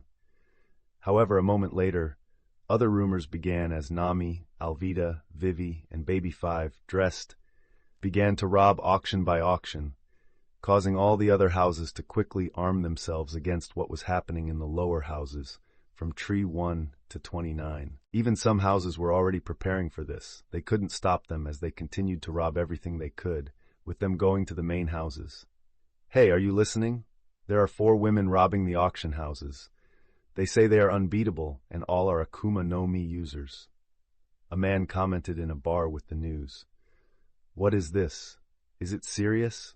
But aren't auction houses and underworld smuggling? Even Joker himself is involved with some houses? They talked, not knowing what to think. I heard it might be the Straw Hat, they said. After all, the crew had many women and some with powers of wind and similar from the rumors. If it's them, who can stop them? Another exclaimed the obvious. While these rumors were happening on the city streets, at the naval base it was no different after receiving reports of recent activities. Captain, this is all we heard. It seems the Straw Hat is causing trouble while looting the auction houses. A sailor spoke, reading the sheets to his officer. This is bad. They've just arrived in Sabaudi and are already causing trouble, the Navy officer complained. He even had to defend the auction houses, even though there was slave selling.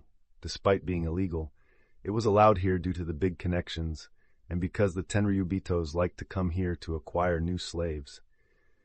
If someone was attacking these houses, it would be quite bad and they had to act, but now with these people... While the sailors continued receiving complaints all the time, with the 4 girls continuing the heists at the auction houses, the rest of the crew had no idea this was happening at the moment. Hugo, a bandaged Enel, and a dog continued walking through the streets, not caring much about the looks people were throwing at them for recognizing them as the Straw Hats. However, this changed when someone stopped in front of them, preventing them from continuing their path. A large man stepped on the ground while making a certain noise with his arrival. Urouge made Hugo and the others stop, while the captain of the worst generation with wings on his back, while holding a tree trunk on his shoulder. Look what I found here.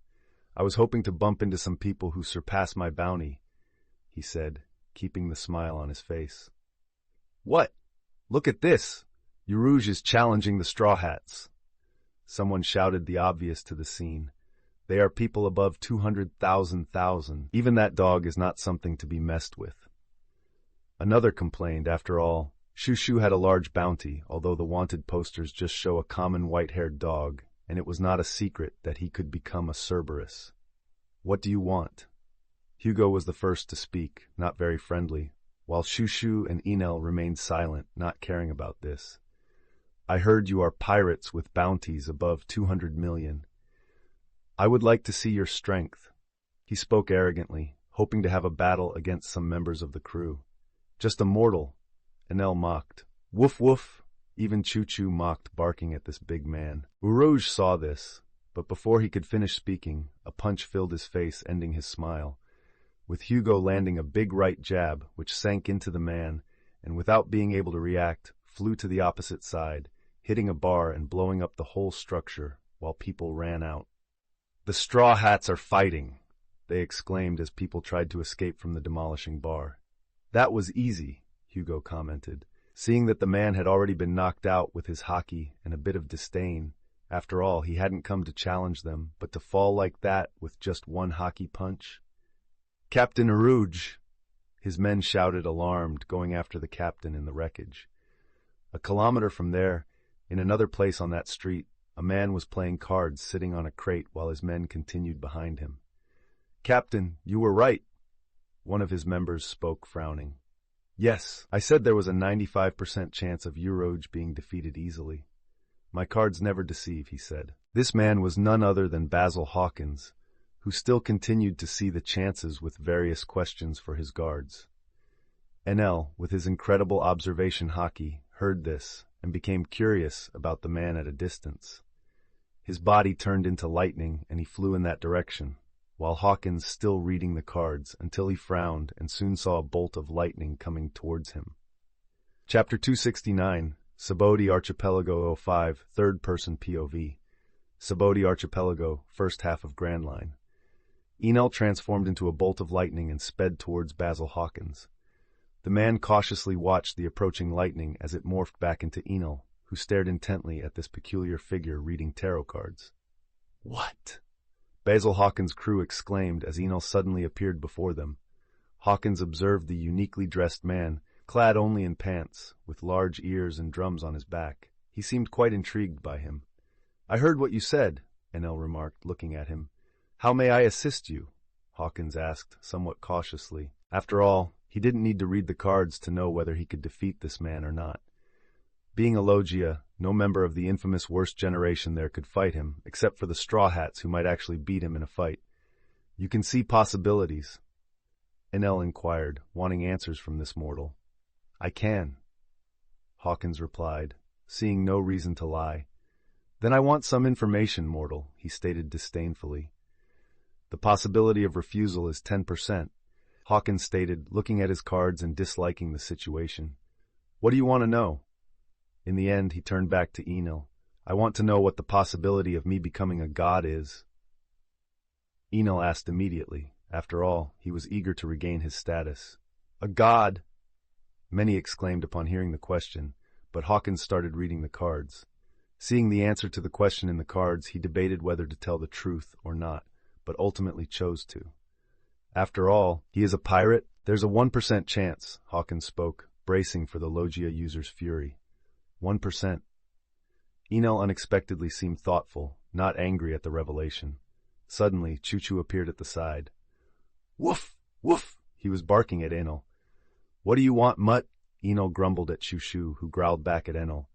They didn't seem to get along and were about to start a fight. Hawkins was worried about getting out of there before this conflict began. But Enel looked at the dog and had an idea. "Hey, tell me one more thing. What's the chance of this dog becoming a god?" he asked curiously. "Very slim as well. It's 2%, Hawkins said, though he seemed a bit surprised that a dog had such a chance of becoming something like that. "This dog has a better chance than me?" Enel was not pleased with this, especially since the stray dog had twice the chance he did. "Are you sure about this?" Enel asked Hawkins, looking at him seriously and wanting to really confirm it. "Yes," Hawkins answered. "Well, that doesn't matter. That 1% is all I needed," he said finally with conviction. "It won't be a dog that becomes a god, nor even that demon. No one will stop me from becoming a god," he exclaimed as several lightning bolts began to appear around his body. "What is he doing?" This was scaring everyone nearby as Choo-Choo started growling, ready to attack, but someone emerged first. Before Enel could react, a slap hit his head with an enormous hand, because the hand was wrapped with King's Haki, and it stopped him from continuing his lightning show. "This guy is always trouble," Hugo commented, appearing behind and making Enel grimace in pain before fainting once more. He picked up an unconscious Enel and put him on his shoulder. "Let's go, Choo-Choo," he said, and the dog barked. "Woof! Woof!" The dog barked, and they began to follow the path out of there. "Sometimes I wonder why the captain put him in the crew. He always causes trouble," Hugo commented, and Choo-Choo couldn't help but agree with a bark. "Anyway, let's see if we can find any celestial dragons around here. I want to hit one of them," Hugo said with an excited smile, and Choo-Choo couldn't help but think that this would be another problem. Hawkins just stayed silent as they left and sighed in the end. Meanwhile, on the north side of the archipelago, some crew members went straight there. "Let's go!" Usopp shouted while eating popcorn in the amusement park, and Chopper munched on cotton candy excitedly while Bappo followed behind with another sweet popcorn. "Let us through!" They joined a line as people looked at them, mostly with fear, since everyone there had bounties on their heads. "It's the cotton candy lover Chopper! We should run!" A man in the roller coaster line exclaimed. "You fool! His bounty is only 5 berries, not even worth the paper it's printed on. Why be scared of that animal?" Another scoffed. "None of them have very high bounties, so we don't need to be scared." Another one spoke up. "Wait a minute, if we beat them, we could become very famous for it." Another had an idea. "Man, this line is going to take forever." Beepo couldn't help but exclaim. "Hey, you!" someone called out as they approached. Usopp turned to him, sensing his bad intentions through haki. "I heard you guys are straw hats, but you're all the weakest. None of your bounties even exceed 50 million. The man laughed, since neither Beepo nor Usopp had been part of Eni's lobby, so their bounties hadn't changed. "Sorry," Beepo said. Chopper didn't know what to say about that, as he had cotton candy on his face. "Why are you apologizing?" Usopp shouted at Beepo. "Ha ha ha! Look at these guys, they're still part of that crew. How pathetic!" The men laughed at this.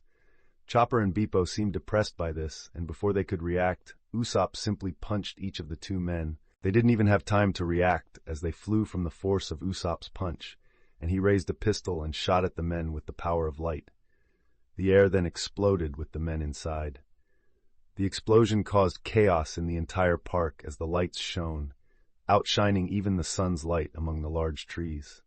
Usopp, resting his pistol on his shoulder, was satisfied with what he had done and had no regrets. After all, Luffy had said they could hit anyone who tried to provoke them. The people who saw this were very scared, and the line quickly dispersed, no one wanting to mess with them anymore, since they were 3 members of that crew, and Usopp showed they should not be messed with so easily. The men emerged from the light, burned, and fell unconscious on the ground. Usopp saw that the line was clear at that moment.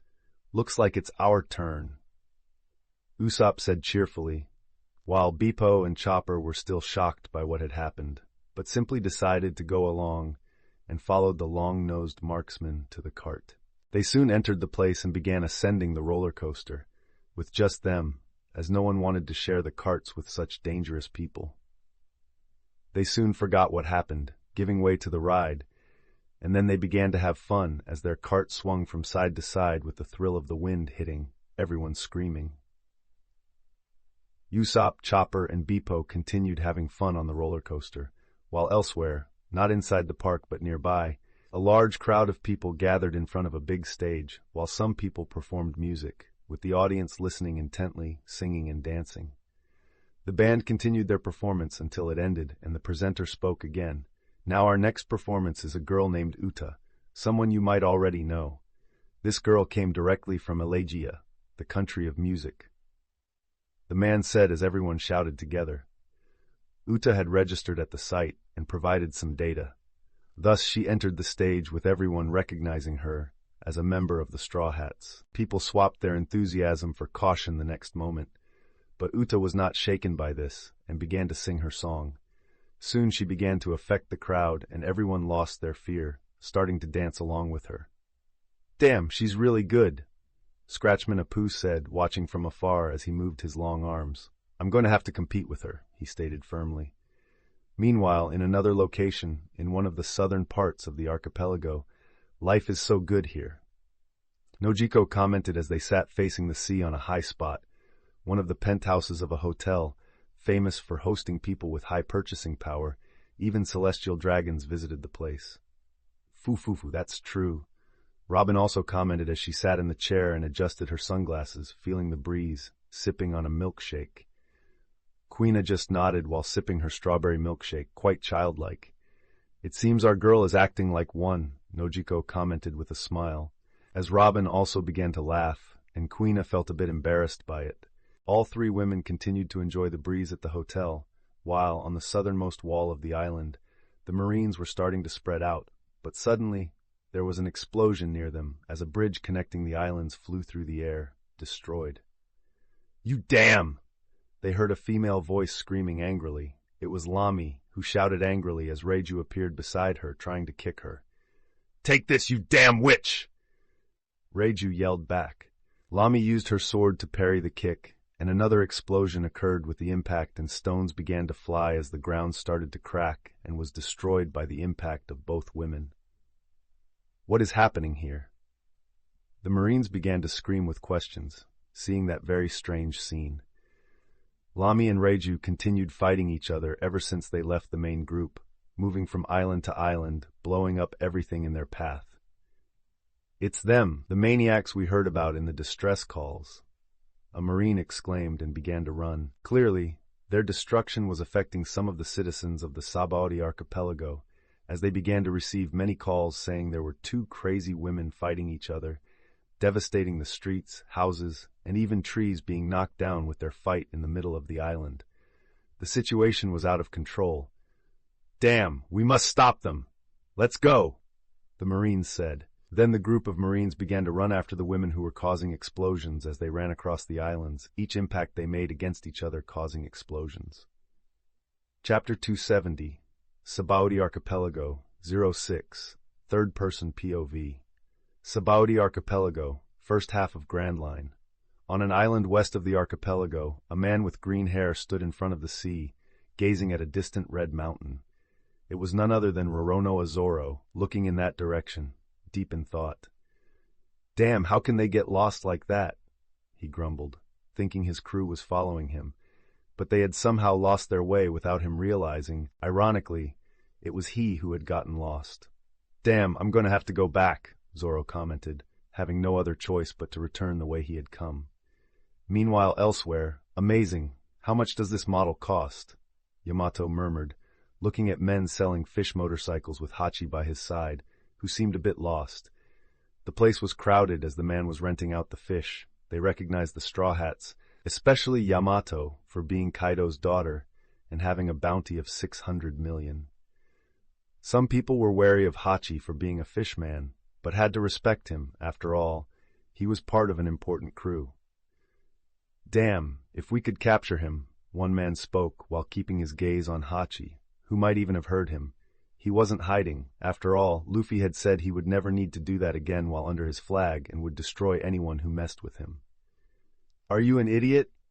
He's with Kaido's daughter, and you think we can mess with that group?" Another whispered to the first. "But did you see how much they offered for that mermaid they captured yesterday?" The first man spoke again, and Hachi immediately turned surprised towards those men. "But," the man was going to continue, but suddenly felt a blade at his throat, catching everyone by surprise, as Hachi had several swords drawn from their sheaths, placing his swords on the necks of 4 men at the same time, appearing in front of the man. "Ni, tell me now," he said threateningly. "What were you saying?" Hachi scared the men as soon as they realized their situation. "We only said that a mermaid was captured yesterday," one of the men said, swallowing hard. "Where is she?" Hachi asked again. While Yamato was about to mount her bike, she noticed the strange situation. "Any problem, Hachi?"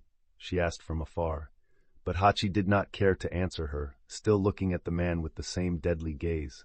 "Where is she being auctioned?" And he spoke, still holding the sword, as if about to kill the man. "She's being auctioned at one of the most important auctions in the lawless area, the Joker auction."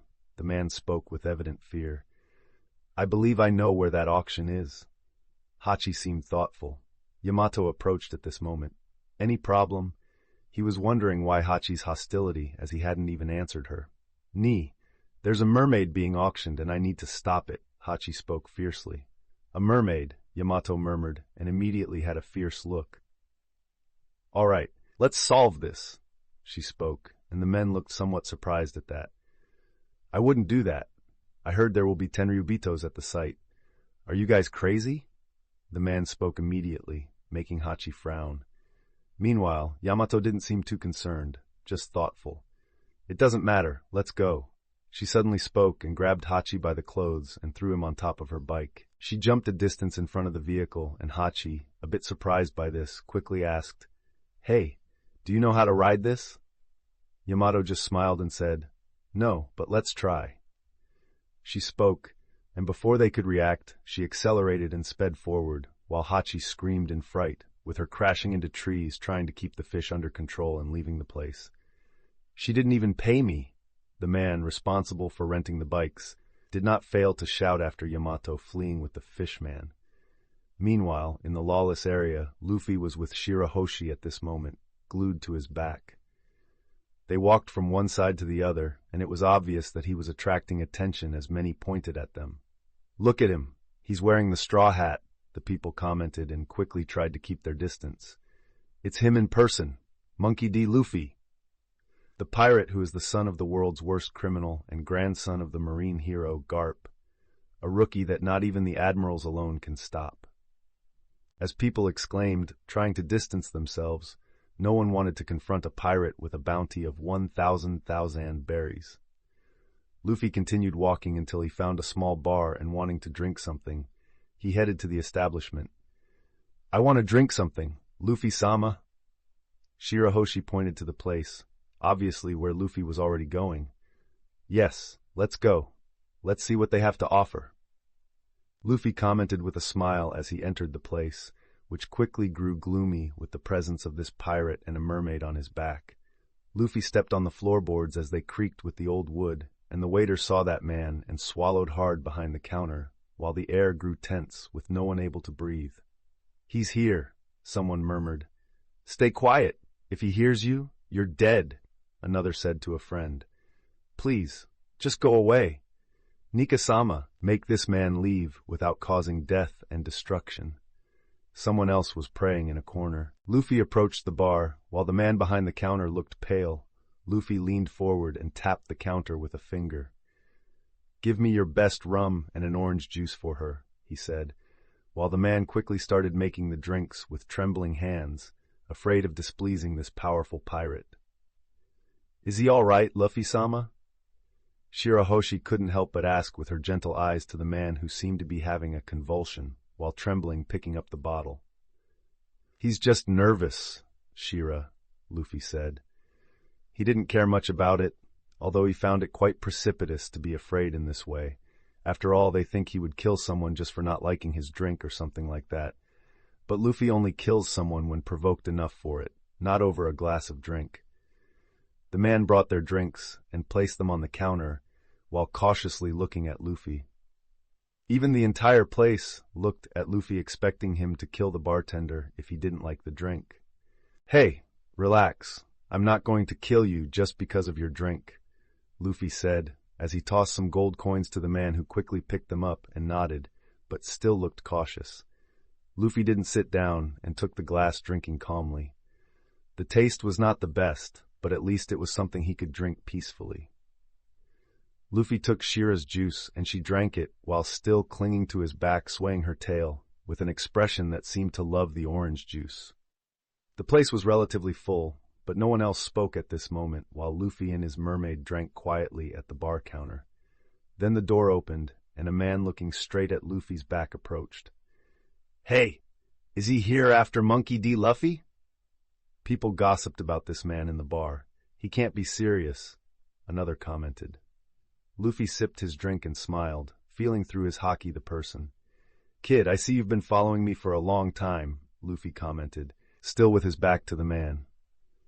Kid did not respond to Luffy's comment. Is Captain Kid going to face Straw Hat, but his bounty is almost 3 times smaller than that of Captain Kid? "Is he insane? I heard he is pretty crazy," another spoke. "Mugiwara will not let this go easily. He's a billion bounty pirate, and of course he will kill just for provoking him," another man grumbled. "What do you want, kid?" Luffy said.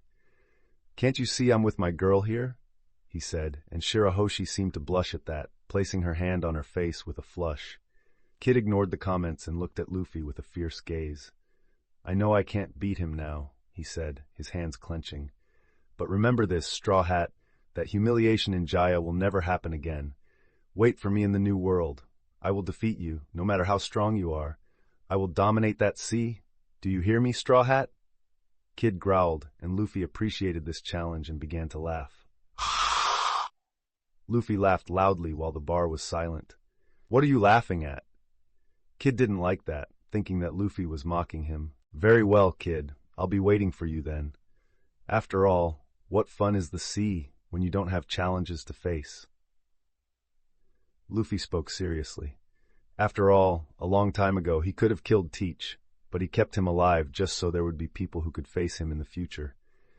Luffy doesn't want to dominate the seas easily. He wants challenges and fights. Where's the achievement if you don't need to make efforts to reach it? Everyone was surprised by this, especially Kid. After all, no one expected such behavior from a pirate who was on top of everything on this island, showing that he was looking forward to a future challenge. Anyway, let's go, Luffy said as he finished his glass.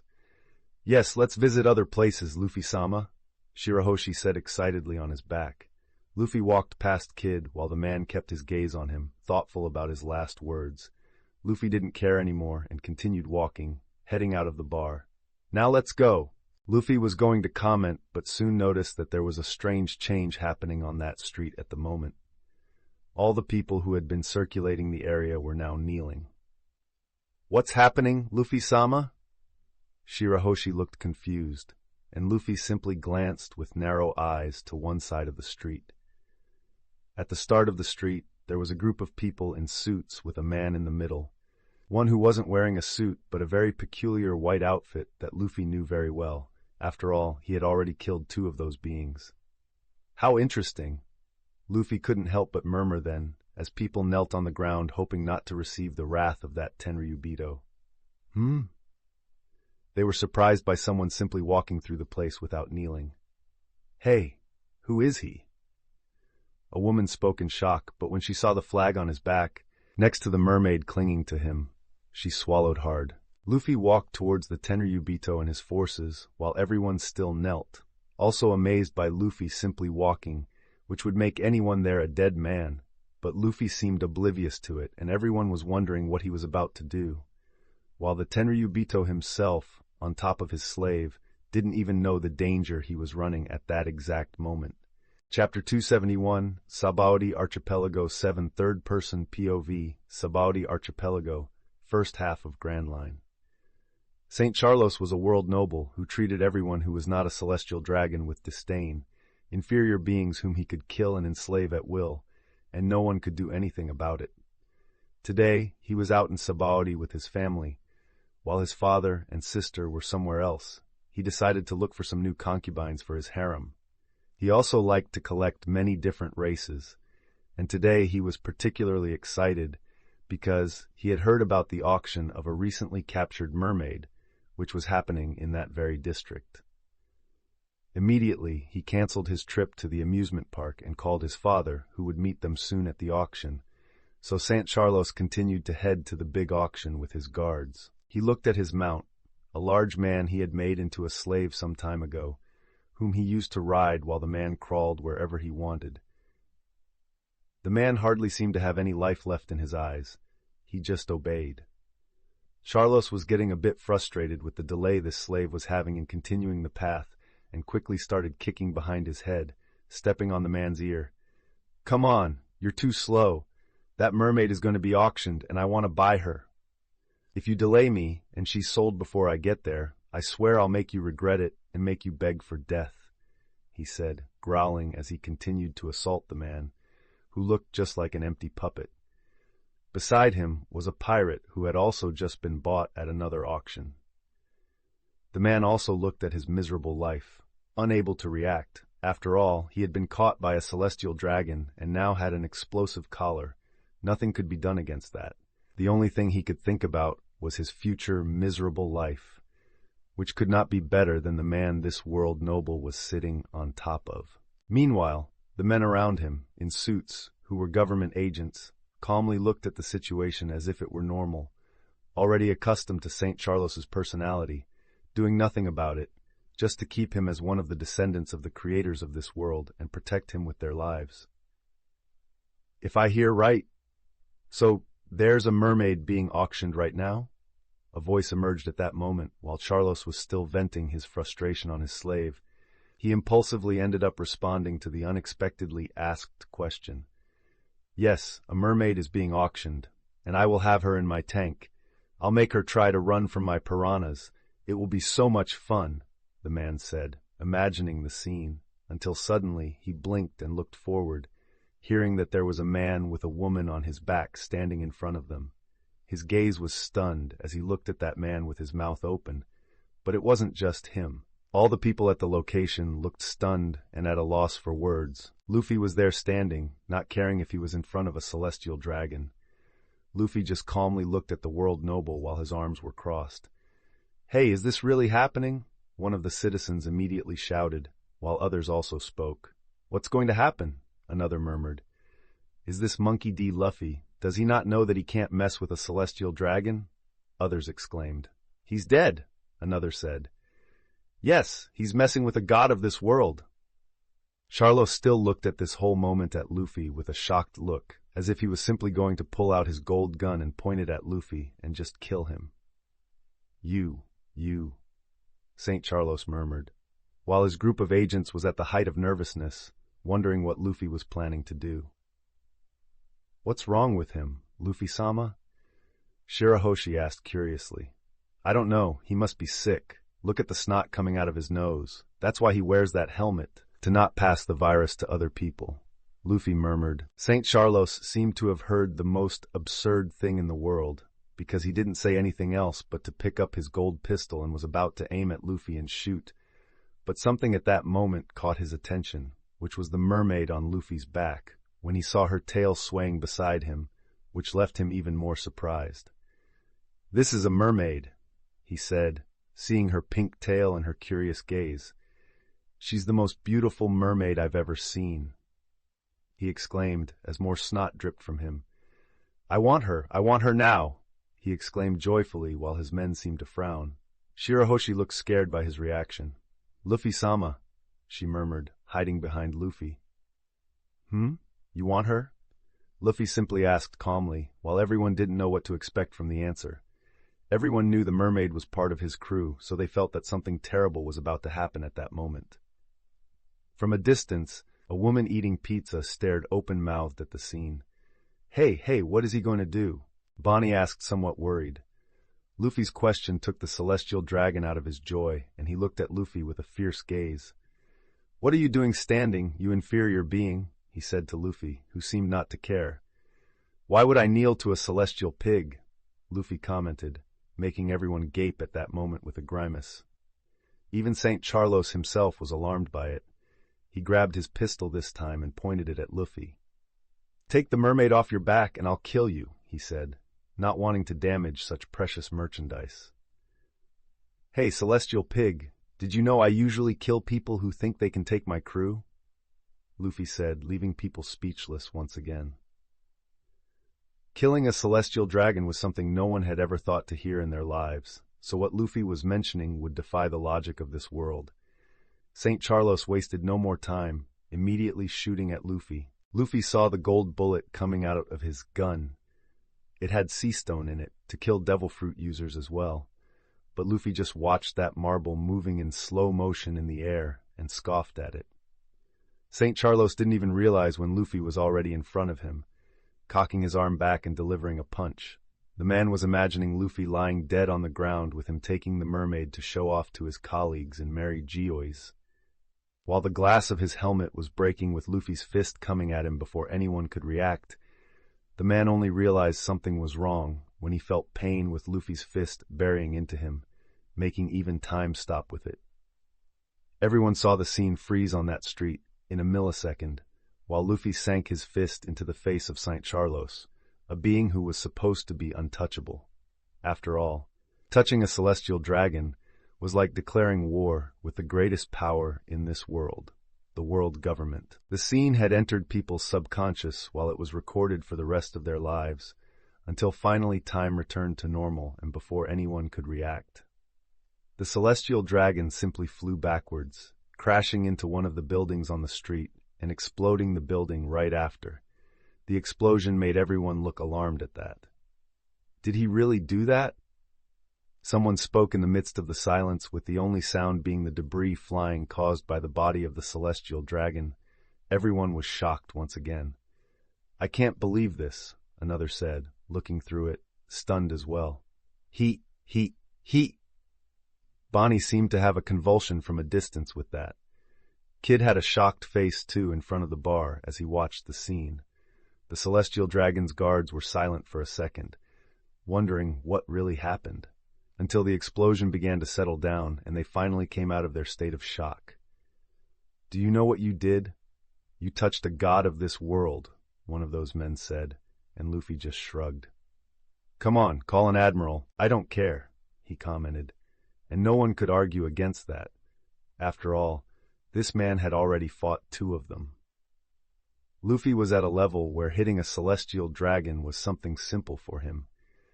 He could not imagine those people knowing that he had already killed 2 of them, but that was a secret information because the world government covered up that there was someone with that kind of courage in the world. But what he did today was public, and soon it would be in newspapers all over the world. Luffy looked at the men of the Celestial Dragons and simply unleashed his conqueror's haki, causing everyone to immediately fall to the ground. The place fell silent as the slaves, both the large man and the pirate captain, didn't know what to say about this man. I remember them now. Once, one of them pointed a gun at my mother. Shirahoshi recalled the event that happened when she was just a child. It was then that she awakened her powers. She also commented calmly without caring about the gravity of the situation with Luffy hitting a celestial dragon. "Don't worry, Shira. I will never let a man touch you, even if I have to burn down all of Mary Joyce." Luffy spoke. His gaze returned to a frightened woman at a distance. "Bonnie, let's have a talk with her, but for now," Luffy said, beginning to walk towards the slaves. The only one who reacted was the pirate captain with a look of fear towards Luffy, while the man who was used as a mount still had a lifeless look. Luffy simply grabbed their collars and activated them. "Hey, what are you doing?" the pirate captain shouted in fear. As the collar was about to explode, he removed them from their necks with haki and managed to make them explode meters away as he threw them. The 2 slaves looked surprised at that, touching their necks. "You're free," Luffy said and began walking towards the destroyed building. The people, who had been quiet and fearful of everything that was happening, seemed to come out of their stupor with the explosions Luffy caused with the collars, and they began to scream and run away. The entire place started to move away from that street as fast as possible. Only the bravest still looking at Luffy, still shocked, because it meant one thing, that an admiral would soon land on Sabaody, but they wondered what they would send when this pirate was someone who could handle one of them. Luffy went to the debris, lifted a stone, and found the celestial dragon quite injured, but still alive under that chaos. He picked him up by the hair and began to drag him out of the debris, heading towards Bonnie, who looked paralyzed at Luffy. "Hello, Bonnie," Luffy greeted her, approaching, while Bonnie finally came out of her paralyzed state and looked at Luffy carrying the beaten celestial dragon like an animal. "What are you doing? Get that thing away from me and don't get close, otherwise they'll think I'm with you," she exclaimed furiously, while Luffy kept a smile. "This is going to be interesting," he murmured, approaching despite her protests. Chapter 272, Sabaody Archipelago 08 Third-Person POV Sabaody Archipelago, first half of Grand Line. While the girl was protesting for Luffy to get out of there, he was approaching as she stared at him with her mouth agape, between him and the unconscious Tenryubito being dragged along, while the mermaid on Luffy's back just looked on with curious eyes. "Who is she, Luffy-sama?" she asked. "This is Bonnie, one of the pirates from the worst generation," Luffy commented. Bonnie growled at Luffy as he got closer. "What are you doing here? I told you to get this man out of here," she shouted again. It was a common reaction for anyone. After all, touching a Tenryubito was practically declaring your own destruction. "Why are you so angry?" Luffy remarked, cleaning his ears. "Angry? Do you know what you've done?" She began to scream, stomping on the ground like a child. "Yes, I hit a Tenryubito. It's very easy. You should try," Luffy commented. "As if I would do something so stupid," she shouted back at him, thinking Luffy was a clueless fool. Luffy just kept a tight smile. "Come on, don't be like that. I'm here to talk to you." Luffy spoke calmly. "Talk? An admiral is going to come here soon, and I don't want to get involved in this conflict. You're crazy. You might fight one, but we're not all like you. We're not at that level yet. You idiot, idiot, idiot!" She began to scream, kicking the ground. "She seems very angry. She's so funny," commented Shirahoshi, giggling quietly on his back. "Who's funny?" Bonnie growled at Shirahoshi.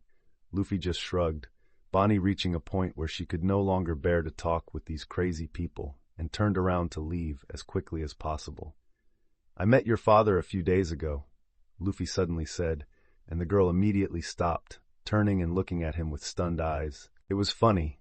I was beating up a Shichibukai at that time. He showed up to stop me, and we fought. I hit him a bit, and he really proved to be one of the most powerful Shichibukais." Luffy commented, still remembering that he didn't come close to beating him, but surely landed some punches that even dented his tin. A moment later, Luffy saw a hand grab his jacket near the neck as Bonnie stood close to him, looking at him seriously. "How do you know about that?" she demanded immediately. "Well, you could say I know a few things here and there, and more than that, I can help you." Luffy spoke unconcerned with the girl demanding answers in front of him. "What do you mean by that?" she asked, looking cautiously at this man. "I won't say everything right away, but I want you under my flag," he said with a smile, his will wanting her to join his main crew. "You think I would join you?" she snarled, finding the idea ludicrous. "I know you're just a child, Bonnie, that you use your fruit to transform your body into an adult and hide your age," Luffy spoke, making her fall silent. Luffy sighed before continuing. "I can help you. I can even help your father," he finally said, not wanting to waste time and getting straight to the point. "You can't be serious," she said, not believing him. "I can. We can help him at Egghead with Vegapunk. Kuma will undergo surgery soon, and the rest of his humanities will disappear.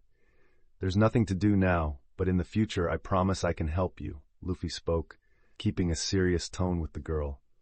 "What do you mean he's going to lose his humanity?" Bonnie seemed frightened by this. "He made a deal with the world government and it has to do with you." Luffy finally revealed Kuma sacrificed himself to save her. "No." Bonnie seemed about to cry with this.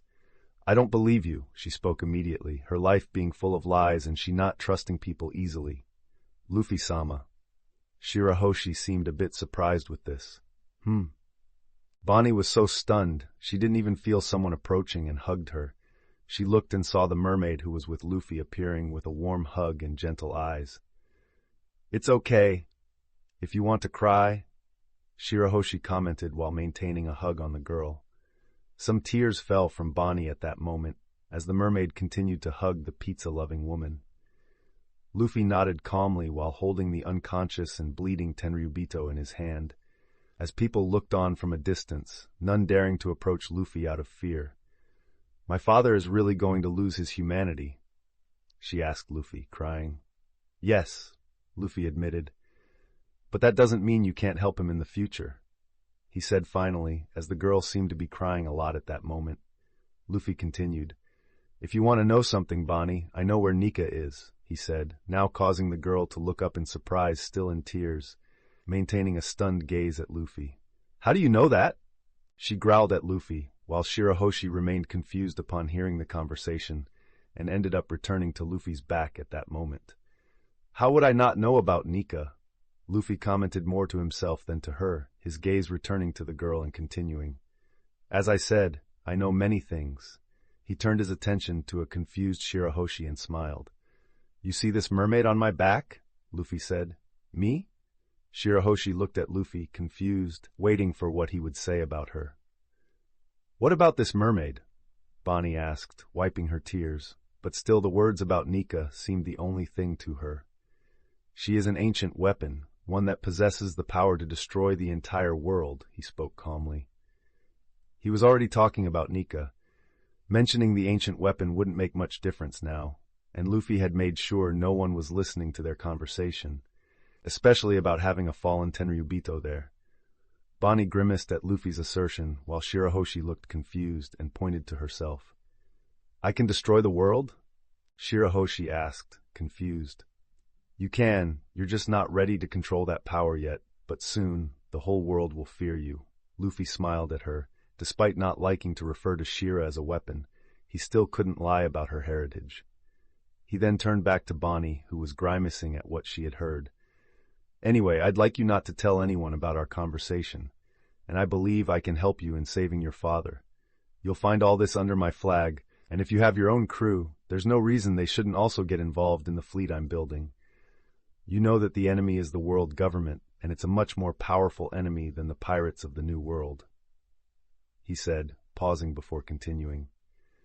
"You can't handle them alone. That's why, if you want a chance, join me. Just like I need strong companions I can trust with my life, you will also need strength and powerful allies, Bonnie." Luffy spoke as Bonnie seemed thoughtful about it, but Luffy wouldn't stay there much longer. After all, he had an auction to attend. Anyway, an admiral will come soon, so think about what I said and make your choice.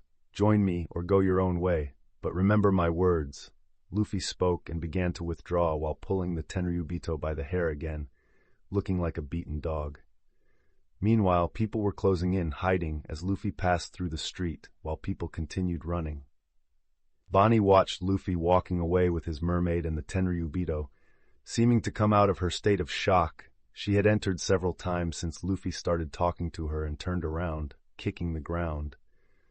No, he was just lying all along. He can't be serious. It's too much information for someone to know about. Who is he?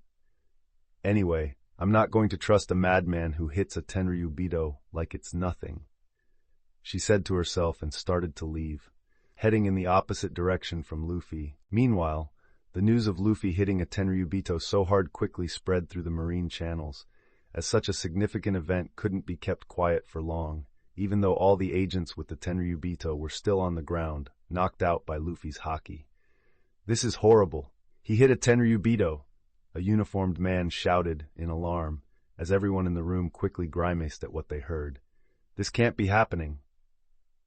Another said in a tone that indicated he was denying reality. "To think that someone would raise their hands against the descendants of the creators of this world. This Monkey D. Luffy is worse than we imagined." Another spoke. "Notify headquarters immediately." They wasted no time and quickly passed this information forward, as this was already beyond what they could handle. Sometime later, "What? He did what?" Sengoku shouted from his office as loud as his lungs could muster, being heard throughout Marineford. "Damn, why does Garp's grandson have to be such a nuisance? At a time when we need to focus our forces for an imminent battle, this bastard. And where is Kizaru, who should already be on the island with his speed?" Sengoku yelled as some officers in front of him shrank back. "Sir Fleet Admiral," the man tried to speak. "Spit it out!" Sengoku was out of patience, making the man shrink even more. "Admiral Kizaru took a warship," he said, stuttering with some fear. "That damn it!" Sengoku wasn't even bothering to censor his words against his allies. He just picked up his Den Den Mushi and made a call. A man in a yellow suit was enjoying the sun, lying on his beach chair while the ship continued sailing, with some sailors managing the ship as he lay there enjoying himself and approaching the Sabaody archipelago from a distance. But the island wasn't even in sight yet. Then his Den Den Mushi started ringing, and he calmly saw that it was a call. Without hesitation, he answered, asking what Sengoku wanted. After all, he wanted to enjoy this time a little until he reached Sabaody. "Hello, hello." He spoke in his iconic way. "Kizaru, you bastard!" Sengoku began scolding him while the other shrank back, surprised by this, when it happened to be scolded in such a way. "A Tenryubito was struck by Monkey D. Luffy in Sabaody a short while ago. You were supposed to be on the island. What are you doing? Get there immediately." "What?" Kizaru immediately shouted, then, realizing the gravity, he quickly stood up while the sailors looked stunned. "I'm heading out first. I'll meet you guys later," he said, and simply disappeared, transforming into light and flying into the sky, heading towards Sabaody. Chapter 273, Sabaody Archipelago 09, Third-Person POV, Sabaody Archipelago, first half of Grand Line. While Luffy was causing chaos on one side of the lawless area, Hugo's group, Choo-Choo, and Enel were not too far away. "Damned mortals," Enel grumbled. He was already conscious, but was frustrated to have fallen so easily to a punch from the big man. "Stop grumbling." Hugo couldn't help but comment to that fool. "Woof, woof," Choo-Choo agreed. "Tsk." Enel was still furious, but chose not to respond to these two. People continued to avoid them, until they finally noticed something odd, with people not moving away from them, but all lying on the ground when they reached a certain area. Enel found it strange here. Hugo narrowed his eyes while Choo-Choo sniffed the air. viewing the entire street as people lay on the ground. It seems the mortals here have recognized me. NL, after some thought, commented, reaching his conclusion with an arrogant tone. Woof! Chuchu barked, calling him an idiot. It's not that, you fool. It seems one of them is here. Hugo spoke, his tone showing great hatred at this moment. A group soon appeared in the middle of the street, surrounded by government agents protecting the Tenryubito in the middle of them. None other than the father of St. Charles, going to the auction to meet his family. He was not mounted on a slave, but there were slaves lifting a platform at each of its corners, while the man himself, in an astronaut suit, was sitting at the front of it. We are late. We must go faster, he exclaimed and grabbed a whip, hitting the backs of those men carrying it, who could only feel the pain without complaint. They continued on their way, but suddenly a lightning bolt fell in front of the group, startling everyone there and the kneeling people. What is this? The Tenryubito immediately asked, as his men were still frightened by it. The lightning began to disappear, and a man appeared among them, none other than Enel, looking at the Tenryubito. Are you one of those who call themselves gods in this world? He asked disdainfully. St. Charles's father was stunned by this, while the slaves didn't know what to do at that moment. Who are you, you inferior being? The Tenryubito shouted furiously at that. He is Enel, one of the Straw Hat members. One of the government agents spoke immediately. He has a loggia. We must be careful. Another exclaimed in astonishment. Do you not know that you are in front of a Tenryubito? Do you know the consequences of standing in front of one while you should be on the ground kneeling? Another member complained to Enel. Kneel! Enel asked with a dangerous tone. He began to release lightning while the Tenryubito looked surprised at this and his men afraid. Hey, hey! Is he going to attack a Tenryubito?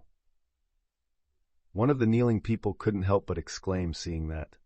Now you will feel the power of a true god, not a false one. Enel spoke as he prepared to attack the Tenryubito, who looked at him with fear at that moment. What do you plan to do? The Tenryubito sensed the danger and exclaimed without his previous arrogance. However, just as Enel was about to unleash his power to attack the man on the platform without caring to launch a direct attack at point-blank range, before he could attack, Hugo once again struck him, hitting him on the head. Enel, still hurt, couldn't react despite seeing the blow coming, so he fell to the ground there once again. He attacked his own companion? One of the kneeling men spoke in astonishment. He fell. The Tenryubito himself sighed, and even though they were inferior beings, he had to feel grateful for that, as clearly that man had wanted to attack him. Quick, grab the collar and restrain him. I will make him beg and regret challenging me. The Tenryubito shouted and looked at Hugo. You, restrain him. The Tenryubito ordered without caring to thank for the help. After all, he believed that was the duty of all beings in this world who were not from Mary Geois. You won't need that. Hugo spoke, looking at the man. What do you mean by that? He was about to demand, but soon saw that man on top of him before anyone could react. I just hit him so that he wouldn't touch you before me. Hugo spoke and drove a punch into the man's face, breaking the platform and exploding the ground beneath it. Boom! The explosion was so large that all the slaves and government agents were blown away by the shockwave. He hit the Tenryubito. People immediately began to scream in fear. Meanwhile, among all the debris, Hugo stood there and saw a man in a state similar to what his son would be after Luffy hit him. I guess I hit him a bit, he murmured, thinking it was too little. Without wasting time, he raised his leg and kicked the unconscious and bleeding man in the chest, really sending him flying. Well, let's follow him, he murmured and turned his attention back. Choo-choo, grab Enel and let's follow that flying object. Choo-choo barked in confirmation while still urinating on the ring pants.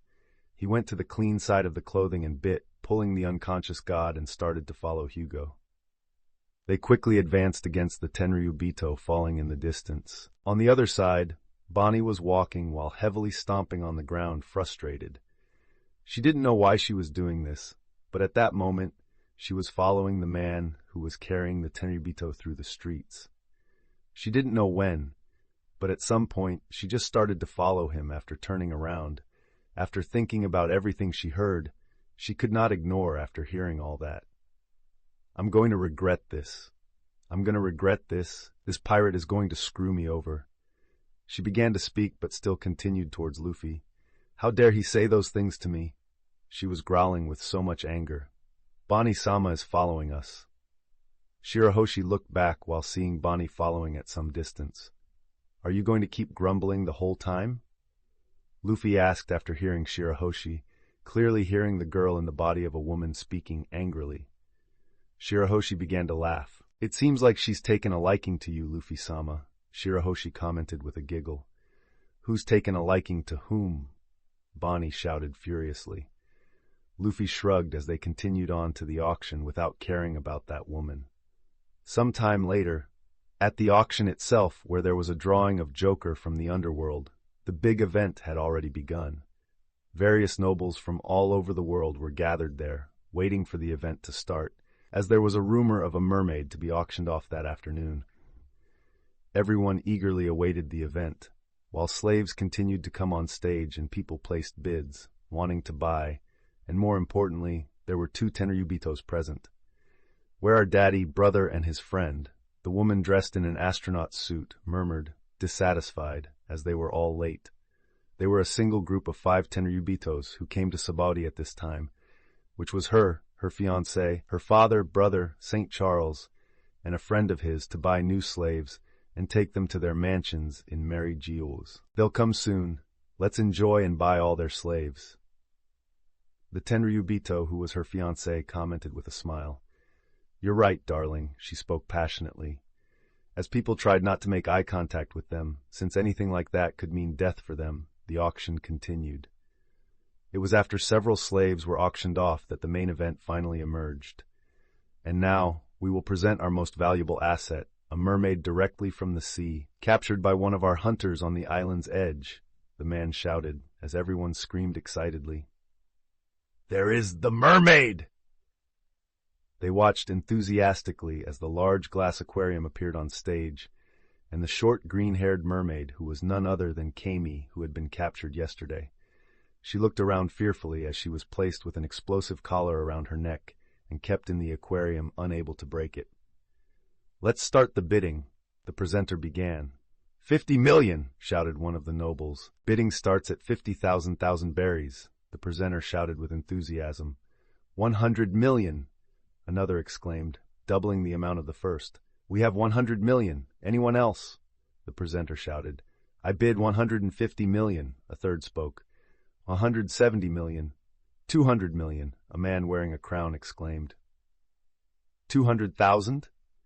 Are you crazy? You'll spend the entire national treasury on a mermaid?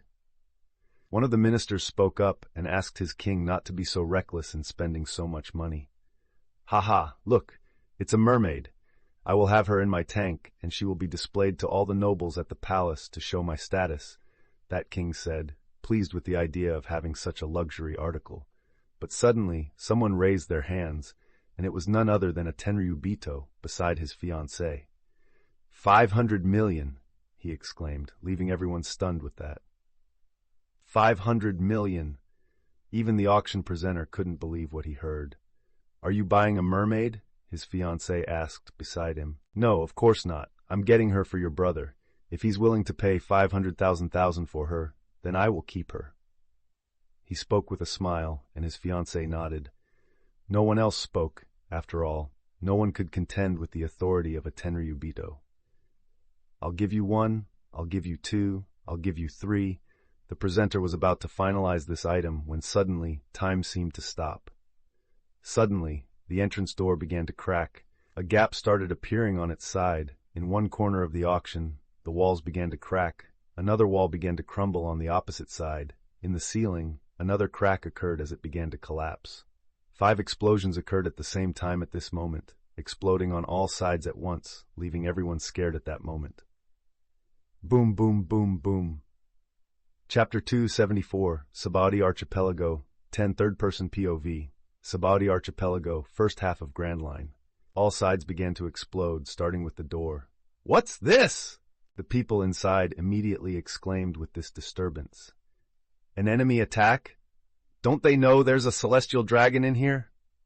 another person exclaimed incredulously. The door finally broke with the smoke, and Luffy emerged from it, with his mermaid on his back and still dragging the celestial dragon by the hair. Bonnie wasn't far behind as she entered with him. An explosion occurred on the side of that wall, and a celestial dragon emerged from there with Zoro appearing. "What an annoying guy.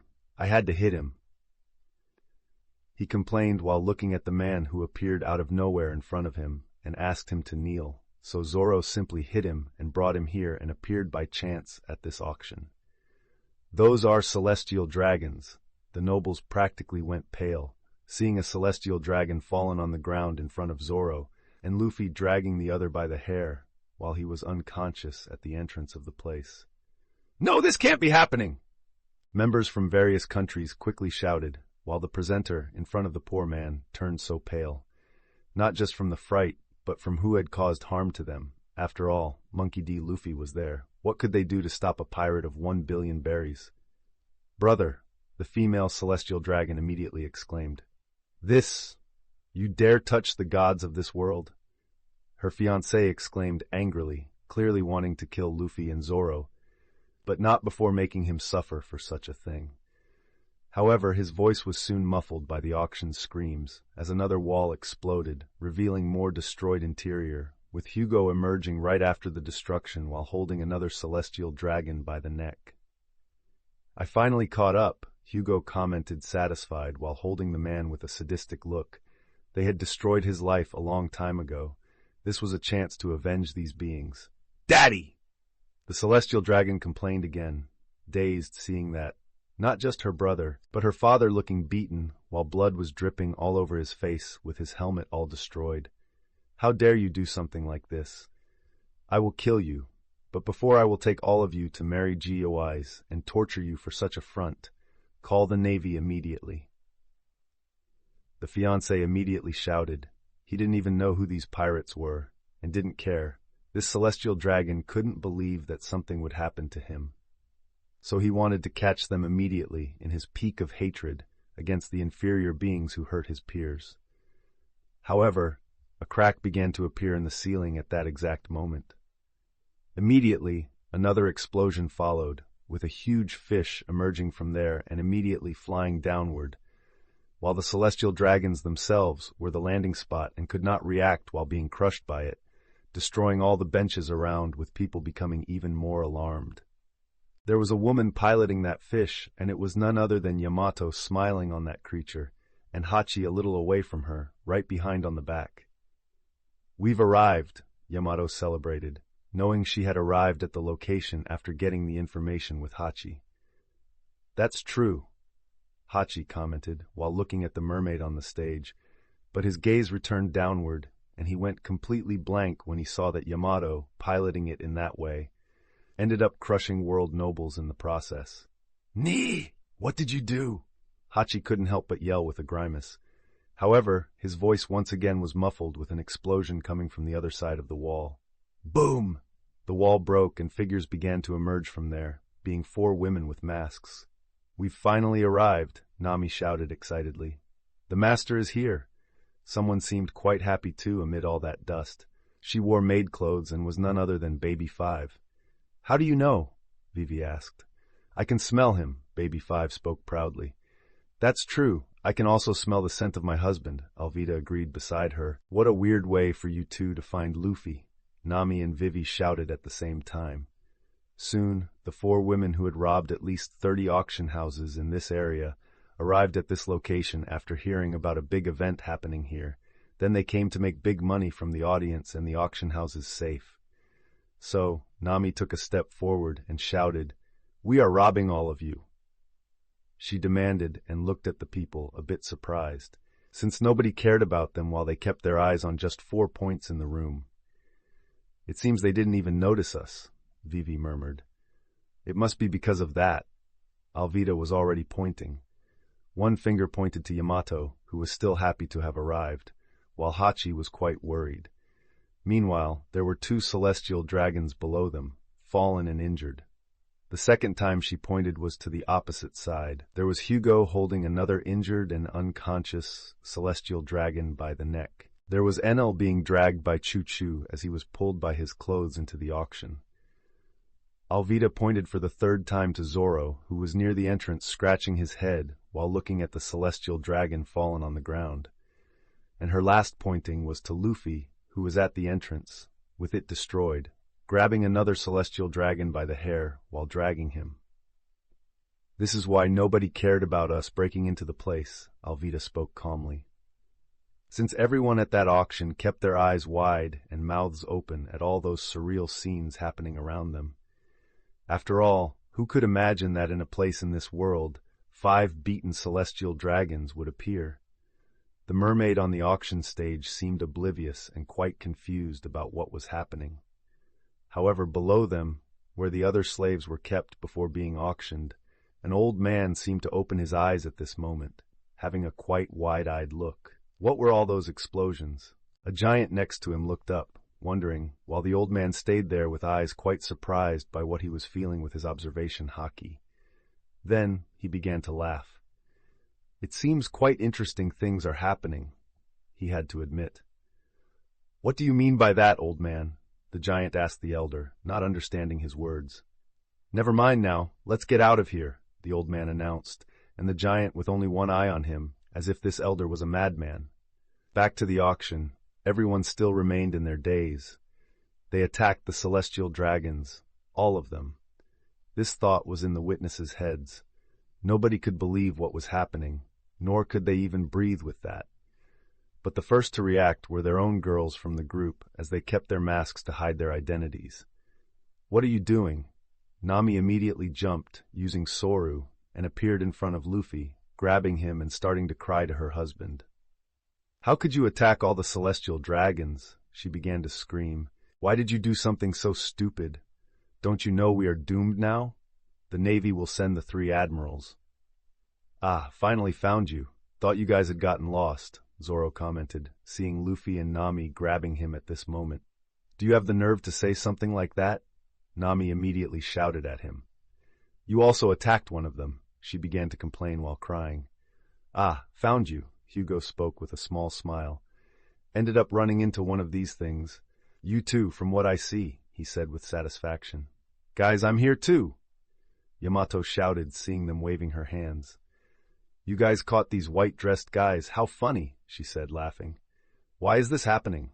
Nami began to cry more while kneeling on the ground, pounding her fist there, and even Vivi joined her, while Alvida appeared to Luffy. "Hello, husband," she announced with a seductive tone. "Master," Baby 5 shouted excitedly beside her. Alvida turned to look at the pink-haired girl behind Luffy, and it wasn't Shirahoshi. "Did you get another woman?" she questioned, looking at Luffy. "Who is his woman?" Bonnie immediately exclaimed. Luffy looked at his wife. "No," he denied. "I don't mess with brats," he spoke calmly. "Who's the brat?" Bonnie slammed the ground hard and asked angrily. At that moment, all the nobles snapped out of their daze and quickly began to run, realizing the gravity of the situation. They trampled over everything, shouting, "We need to get out of here fast. This place is going to be destroyed soon. The world government will never let this slide. We don't want to get involved in this." They complained as they started to withdraw, bypassing the Straw Hats, heading for the holes they themselves had created. The place soon emptied, leaving only a few guards dressed as knights and the presenter, who still looked stunned.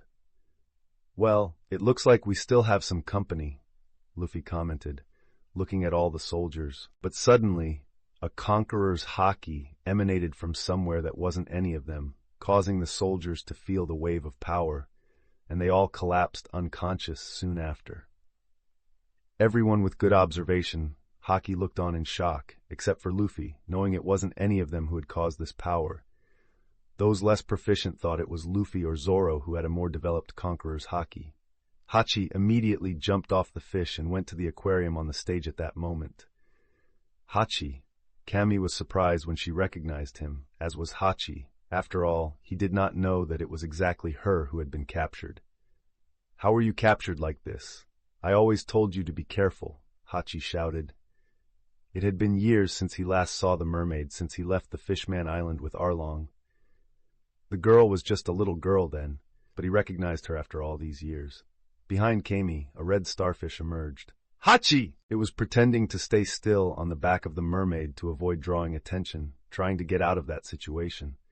He was excited, seeing that they finally began to have a chance to escape that nightmare. It's been a long time since I last saw you, Hachi. A voice emerged from behind the stage as an elderly man began to walk. Rayleigh? Hachi immediately shouted in surprise as he saw the man approaching calmly. Rayleigh smiled at him. Then his gaze returned to the now empty venue, while the audience had fled and the soldiers lay fallen. Only the Straw Hats were there, along with their victims. Rayleigh looked at each of them a bit surprised, seeing them knocking down several celestial dragons, something that had never happened before, at least no record or any knowledge of it. Then, to see 5 of them downed at once was quite strange. His gaze returned to the straw-hatted man at the entrance, still surrounded by women carrying Sant Charlos, with 2 women crying at his feet, with the mermaid glued to his back, 2 women in front of him, and a last one, a bit distant behind him, who looked quite angry at him. The one who used Conqueror's haki. It was him, Zoro immediately realized, looking sharply as he held his sword, understanding that this old man was no ordinary person and could be a threat. As Luffy always said, anyone who possesses the Conqueror's haki should not be underestimated. His gaze was still on Luffy, and Rayleigh cracked a small smile. Finally, you are here, Monkey D. Luffy. You have always been someone I wanted to meet, Rayleigh declared, while Luffy also kept his gaze fixed on him. Rayleigh, the second mate of Rogers, I have always wanted to meet you too. He spoke amidst all that silence. Chapter 275, Sabaody Archipelago 11, third-person POV, Sabaody Archipelago, first half of Grand Line, in Mary Geoise. We cannot let this continue, exclaimed one of the elders, J. Garcia Saturn, angrily. He touched a Tenryubito publicly. We cannot just let it go. We must free the Tenryubitos from his grasp. Another of the 5 men in the Room of Power, Marcus Mars, spoke. Should we send our forces? Topman Warcury suggested. We can, but we certainly cannot send all our forces, Ethan Baron V. Nosturo reasoned. Yes, we must keep a force to protect the Holy Land. We know how dangerous they can be. A 5th elder, Shepherd Jew Peter, said at last. They could handle this, but rarely did they get involved, preferring to stay behind the scenes while sending their forces to act on behalf of the 5 elders. Then call Kong. Let's send him. An elder spoke, and everyone nodded. Meanwhile, a man in front of a huge aquarium was reading some reports when his Den Mushi rang. How may I assist you? Kong asked as soon as he saw it was from the Room of Power. We need you to go to Sabaody. It's happened. Kong heard the 5 elders somewhat surprised by this and quickly nodded. I understand. I will be heading down the red line immediately, he said, and quickly stood up and put on a black jacket with the government symbol as his current rank. He kept his heavy steps as he opened the door and left the room. Mr. Kong, any problems? His secretary looked a bit surprised to see him leave like that and asked, while Kong maintained a serious expression, walking down the hallway. He just looked at her and exchanged a few words. I will be out for a while. Don't wait for me. Cancel all meetings this afternoon, and tell anyone who comes to see me that I am busy with something important. He spoke, and the woman nodded, still surprised, as she had never seen her boss act like this.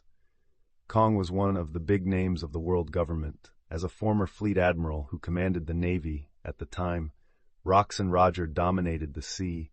He had enough experience and power to act in any sector of the world government. Then after retiring and handing over the position to Sengoku, coming to the Holy City, acting as the chief government agent, where he had control of almost everything, even the CPs were commanded by him, losing authority only to the Holy Knights. This because they were Tenryubitos and the own elders who had to obey them, regardless of the circumstances. He had been inactive for years, but knew it was necessary at this moment. After all, the Navy was in a delicate moment with the possible war against Whitebeard. Not being able to send sufficient forces, and, after the threat of the meteor that he later found out had been caused by Monkey D. Luffy himself, they certainly also could not send the largest forces from Mary Geoise, which they decided to leave here to protect the city and the Tenryubitos. Kong quickly left for the streets of the Holy City. While there were many government agents circulating and working in that district, which acted as the city's force, created after Tiger Fisher launched an attack many years ago. So you're causing trouble again. Grandson of Garp, let's see if you're really all that. He sighed, then flexed his knees and simply jumped up at a surreal speed, flying and gaining altitude in the city, starting to head to the west side of the Grand Line, where Paradise and Sabaody were located. As Kong began to jump through the air using Geppo and descending at full speed down, at the auction house where all the confusion in Sabaody was happening, a silence took over the place after Luffy declared that this man was the legendary Rayleigh, being the second in command of the Pirate King's ship, Ora Jackson. So, he is the one you mentioned, Captain? Zoro was surprised, but soon understood. After all, a man like him certainly had a conqueror's haki accompanying him. This old man is the vice-captain of that Pirate King? Yamato murmured, descending from his fish, which was also knocked out from the fall. As for the man in question, he just stood there looking at the people staring at him with Luffy's words. Seems like you know me. Rayleigh has a small smile for Luffy, who nodded. Of course, Luffy said mysteriously, but he wouldn't say why. We are here and I would love to talk, but it seems we cannot talk, he said calmly. Yes, it looks like he's coming, Luffy agreed. Who is coming? Vivi asked, but before anyone could answer, Yamato and Zoro looked serious, being those with the most developed observation haki there. At that moment, one of the walls exploded as some of them exclaimed, and a shadow emerged, with a man in the white cloak of the Navy with the justice symbol swaying as he showed himself from the hole. So many people, how frightening, Kizaru said as he approached calmly, looking through his iconic glasses and studying all his potential opponents. So they sent you, Luffy commented, looking at the man who was taller than him, but calmly. Monkey D. Luffy, you not only assaulted a Tenryu Beto, but your entire crew also injured 5 in total, he said. Looking at each corner, seeing the world nobles fallen. You see, they make me proud, Luffy said with satisfaction. That's no reason for you to be happy, Nami shouted at Luffy, as she was terrified by this. Anyway, since you're here, do you want to fight inside or outside? Luffy spoke as if it were something normal. After all, it was inevitable. I'd prefer to fight outside, Kizaru had to admit, as he understood what was happening there. But I would like you not to hurt the New Worlders anymore, he spoke, even a bit more politely than usual. All right, Luffy nodded. He had already beaten enough on those things, and then dropped St. Charlos on the ground. Zoro would already have his fallen friend in front of him, so he didn't need to do anything. Hugo simply threw a father of St. Charlos on the ground as well. Are you going to fight like this? Rayleigh couldn't help but comment while raising an eyebrow at Luffy, going to fight an admiral as if drinking with a friend. I like to fight an admiral once in a while, Luffy said with a smile. Silver Rayleigh, how frightening, this is really getting harder for me, Kizaru commented as soon as he noticed Rayleigh and recognized him. Don't worry, it will just be me and you. Luffy spoke and turned back to the man. You can help this mermaid while I deal with Kizaru outside. Leave this to me and my crew, after all, we were the ones who made this mess. He spoke in a serious tone. After all, he didn't need help from someone who had nothing to do with this. Luffy-sama? Shirahoshi was a bit confused by Luffy. You stay here, Shira, Luffy said and started to turn around, while Kizaru followed him past a cautious Zoro, but did nothing more than accompany Luffy outside calmly. Luffy stopped next to Bonnie, who looked cautiously at Kizaru. If Luffy remembered, they knew each other. But setting that aside, Luffy picked up Shirahoshi from his back. Take her, look after her for me, he said, and Bonnie was a bit lost there, while Shirahoshi went for a hug from the other woman, a bit confused. Should we intervene? Vivi asked worriedly next to her. No. Let Luffy fight, Yamato commented. Meanwhile, Rayleigh looked at the backs of the two with some admiration. It seemed that the boy was more fearless than he imagined, giving a small smile. His attention returned to the collar of the mermaid next to Hachi. Let me see that. He approached and grabbed the collar, which immediately started to avoid exploding. Isn't this bad? Nami asked worriedly. It's under control? Rayleigh said and suddenly removed the chain with his haki and moved it back, throwing it aside as it exploded. Incredible, Bonnie was stunned by that. That was the same thing Luffy-sama had done.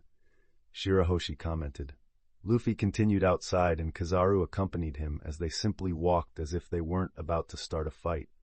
Meanwhile, outside, yes, dozens of Navy soldiers stood, pointing their guns at the destroyed spots of the auction.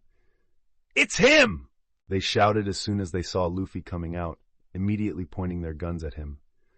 "Release the Tenryubito unless you want to die," one of them shouted as Luffy snorted at that. The sailors were surprised that Admiral Kizaru emerged next to Luffy, walking out side by side. "Look, it's Admiral Kizaru. The way they are walking, has the Admiral captured him?" someone asked hopefully. "I doubt it. The pirate isn't wearing sea-stone handcuffs." An officer analyzed carefully. "Damn, what does this mean?" another exclaimed. Luffy walked to the middle of the area while the sailors were a bit lost on what to do. Kizaru approached and looked at the sailors. "Could you give us a moment, please?" And the sailors were confused by this. "What do you mean by that, Admiral Kizaru?" they asked. "We are going to fight. If you don't want to die in a crossfire, it's best to move as far away as possible," Luffy suggested, leaving everyone shocked. "Tsk, you heard him. Get out of here." An officer at the end spoke, seeing that Kizaru did not seem to deny Luffy's words. "All right, let's get back to our rematch from Eni's lobby," Luffy spoke calmly. Kizaru did not respond and simply disappeared, reappearing next to Luffy with a flash of light. "Have you ever taken a light-speed kick?" he asked calmly as time seemed to slow down and he moved closer to Luffy's face with his attack.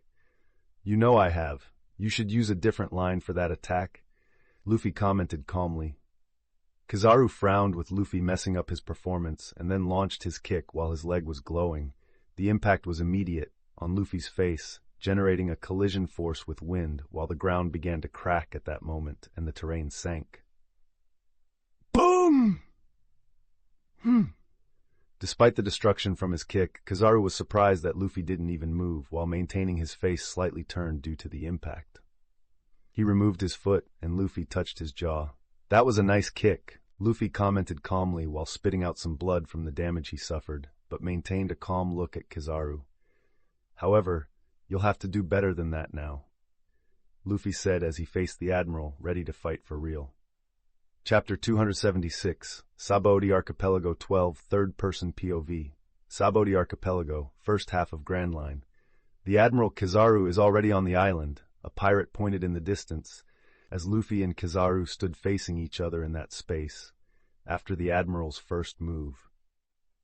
The pirates in the area started to run quickly, not wanting to get involved with the high level of the Navy and a fight against a pirate with $1 billion on his head. Kid was also nearby and was frustrated as well, as this reminded him once again why they were on a level below that pirate. "Damn, I will reach this level one day," he growled in the distance. Others, like Bej, looked at the fight with a serious gaze. "I think we should get out of here," he murmured to his men. As he began to leave the area, he encountered another colleague from the worst generation as he watched the man playing some cards. Begi approached, while the man didn't even look at him. "Capone Begi, what are you doing here when we're in a situation involving an admiral fighting 2 kilometers from us?" Basil Hawkins asked, looking at the cards. "Those pirates, the Straw Hat and his crew, people started shouting that they beat 5 Tenryubitos. This is surreal, and now there's an admiral on that side." Begi spoke angrily and continued. "Tell me, if that pirate loses to the admiral, will he come after us? What are the chances of Luffy losing this fight?" he asked the man.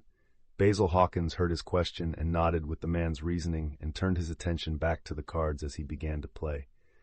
30%, he spoke. "What? That's the chance of defeat?" Beijay was surprised by that. "Yes, Luffy has a 30% chance of defeat, which gives him a 70% chance of beating an admiral." Hawkins spoke calmly but with a furrowed brow at the same time. "Are you saying he has a better chance of beating him?" Beji couldn't believe it. After all, even though he had seen in the newspaper that Luffy fought against 2 admirals, it was still hard to believe that he could win one, especially with this margin of chance. Beji was not satisfied with that and asked another thing. "What's the chance of me beating that admiral?" he asked, while Hawkins, just to himself, without needing to look at the cards, 0%, he said. "You must be joking with me," he growled and saw that it was no use arguing and began to leave. "Let's go, men," he said, and his group began to head for the port. At the entrance of the auction, more people began to come out onto the street from the place, while Bonnie herself had no choice but to follow them. "Luffy seems like he's going to fight," Yamato commented, seeing Luffy facing Kizaru on the destroyed ground. "It seems this is just the captain's fight. We should withdraw," Zoro commented, and the others nodded. They started to circle around the side of the auction while the crew looked at Luffy.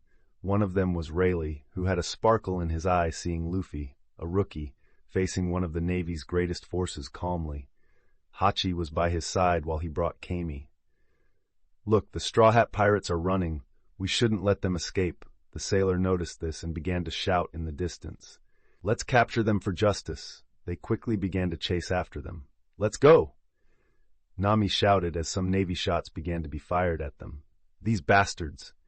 Baby 5 pointed her hand transformed into a machine gun and began shooting, leaving the Marines having to protect themselves from the woman. As she ran, Kami, clinging to the back of Hachi, along with her starfish on her back, who had introduced himself as Papag, saw the mermaid on Bonnie's back with curious eyes. "I don't remember seeing you on Fishman Island," she said immediately, even in a situation apparently bad for them. Shirahoshi on Bonnie's back, who was frustrated being in such a bad situation, looked at the green-haired mermaid with kind eyes. "What is your name?" she asked curiously. "I also don't remember seeing her at the palace, or, moreover, it's been a long time since I saw a mermaid." She thought, looking at the other tail friend, being a bit excited to see someone of her species after a while. "I'm Kami," she introduced herself. "I am Shirahoshi, son of Neptune," Shirahoshi commented with a gentle smile. "Son of Neptune, like the princess from our island?" Kami asked innocently. "What?" Papag shouted when he heard this and immediately spoke to Hachi. "Tell me this is some kind of joke, Hachi," he exclaimed. "Ni, it's true, she is Shirahoshi-sama," Hachi spoke. Papag went blank, as if his spirit was leaving his body, and Kami looked on curiously until she realized who was in front of her with a grimace. Opening her mouth wider than the laws of physics would allow with wide eyes, she immediately screamed, "What? She is a princess of the kingdom?" Her voice was soon muffled as an explosion erupted behind them, sending a crack of wind past them. "What is this?" Vivi asked, shielding herself from the wind. "They've started," Yamato commented as they moved away. At a distance, Kizaru and Luffy exchanged a blow at this moment, their fists enveloped in armament haki, striking each other and generating black lightning of haki. The real force made the whole place within a 50-meter diameter explode, and quickly explosions started to happen again as they exchanged more blows. Just using haki, they began to hit each other at high speed with no one able to follow. Only seeing explosions arising all over the area. "Boom! Boom! Boom! Boom! Boom! Boom!" "We should get out of here," said one of the Marines, as many ran after the Straw Hat group. Some remained in place. They quickly felt the weight of the battle, even though they were 200 meters away from the battle. "He's fighting against the Admiral." Another Marine spoke. Although it was in the newspaper, it was still surreal for many to see this live in front of them. The two figures began to run through the air, emerging from the ground explosions and continuing in the space above them. As they continued to fight each other, they looked like lines running in a fight towards each other, hitting and generating impact explosions. Neither of them used the power of their fruits, until they crashed into a tree numbered 22, causing an explosion on impact as the tree began to be destroyed, falling to the side. "They destroyed the tree?" No one could believe what they were seeing, as the colossal tree began to fall with everyone in its range. Right after that, in the midst of the smoke, fire and light began to emerge.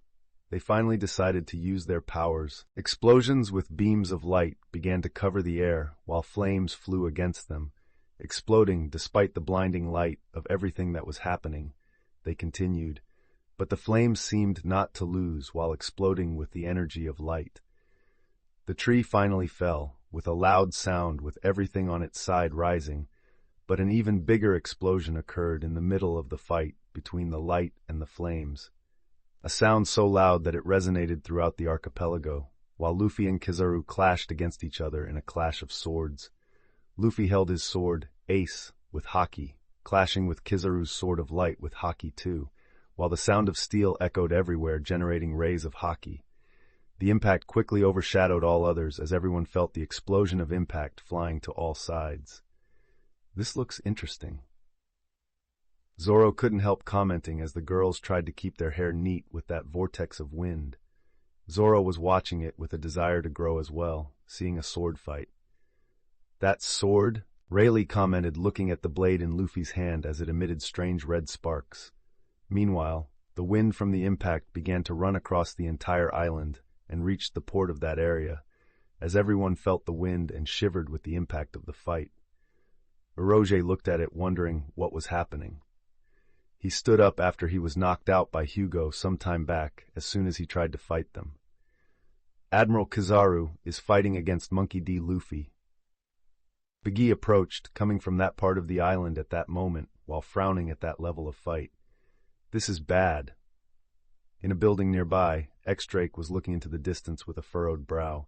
"It seems it's still not safe," Uruji said, but suddenly an explosion occurred behind them. "What is that?" Uruj, Bay, and X-Drake looked surprised at that. The smoke began to clear, revealing a man with a large axe and two pacifistas appearing. "What are those things?" Biggie asked with a furrowed brow, looking at the two machines, similar to a Shichibukai they knew from the newspapers. "We finally arrived. We better handle the situation here and go find the uncle who must be fighting Monkey D. Luffy. It seems we found some pirates," Sentomaru commented, turning his attention to the men looking at him cautiously. "It seems we found some pirates," he commented and pointed. "PX4 and PX5, he exclaimed. The pacifistas quickly looked over everyone, identifying all the outlaws in the crowd, among them Beije and Uruj. Capone Beige, bounty, 138,000 berries. Uruj, bounty, 108,000 berries. The two pacifistas identified the pirates and suddenly opened their mouths, and quickly, both pirates had wide-eyed looks before seeing a beam emerging from there and flying directly at them and exploding the area. The pacifistas saw the explosion and looked at the other pirates running, while their gazes turned up, where X-Drake was. They identified him, but did not attack. X-Drake, bounty of 220,000 berries, authorization denied to attack. They announced, after all, this pirate was a Navy agent disguised as a pirate. "All right," Sentomaru commented, understanding, and continued walking. "Let's see the uncle." He murmured, and before he could react, an explosion occurred near them as an entire building was destroyed. "Your damn-browed woman!" a woman shouted at another. "Shut up, your emo woman, and you damned," the other complained. Sentomaru stopped to look at the two women and quickly identified them. Vinsmoke Reiju and Trafalgar D. Lammy. "Your bounties are to keep you alive. However, we can hurt you a bit to capture you," he commanded, and the two pacifistas quickly advanced on the women after he sent the pacifistas. Reiju and Lamy, who were arguing against each other, noticed the approach of the pacifistas and raised an eyebrow at that. Feeling that they were coming to attack, they quickly attacked them. Lamy drew her blade, and with a serum, she reappeared behind the pacifista, splitting it in half. Meanwhile, Reiju simply jumped into the air, spinning her body and placing her leg to deliver a kick that went through the middle of the pacifista. They weren't even close to being able to attack the women as they were destroyed. "What?" Sentomaru was shocked by that. "Hey, you bastard!" Next to him, Reiju appeared in front of him with her leg on fire. "Don't attack us while we're arguing, you idiot," she said, and kicked Sentomaru before he could react, who the next moment flew like a bullet, hitting between the buildings of the town and opening a path as it impacted each of the houses in its path. Chapter 277, Sabaody Archipelago 13, Third-Person POV. Sabaody Archipelago, first half of Grand Line. In the south of the archipelago, Nojiko, Robin, and Quina were strolling around while shopping at some stores. "How can I help you?" The seller couldn't help but recognize these women after looking at them for a few seconds. After all, everyone on this island knew about the presence of the Straw Hats here, and many kept that information to themselves to avoid meddling with this group. "See, how can I help you, ladies?" The man began to tremble. After all, These women had bounties that exceeded 9 digits. "I like this cup. I want to buy it," Nojiko said, wanting to add it to her collection for coffee sipping by the stains. She spoke in a gentle tone, as if dealing with a villager from Kokoyashi village. "Yes, of course. It's yours for free." The man was still terrified. "No need. There's a price tag here. I can pay for it." Nojiko declined the offer and took out some berry notes, handing them to the man, who agreed reluctantly. After all, he did not want to contradict the pirate woman after she said she would pay. "You scared him so much," Robin commented, laughing. Nojiko sighed. "That's the downside of fame. Everyone thinks we're bad people."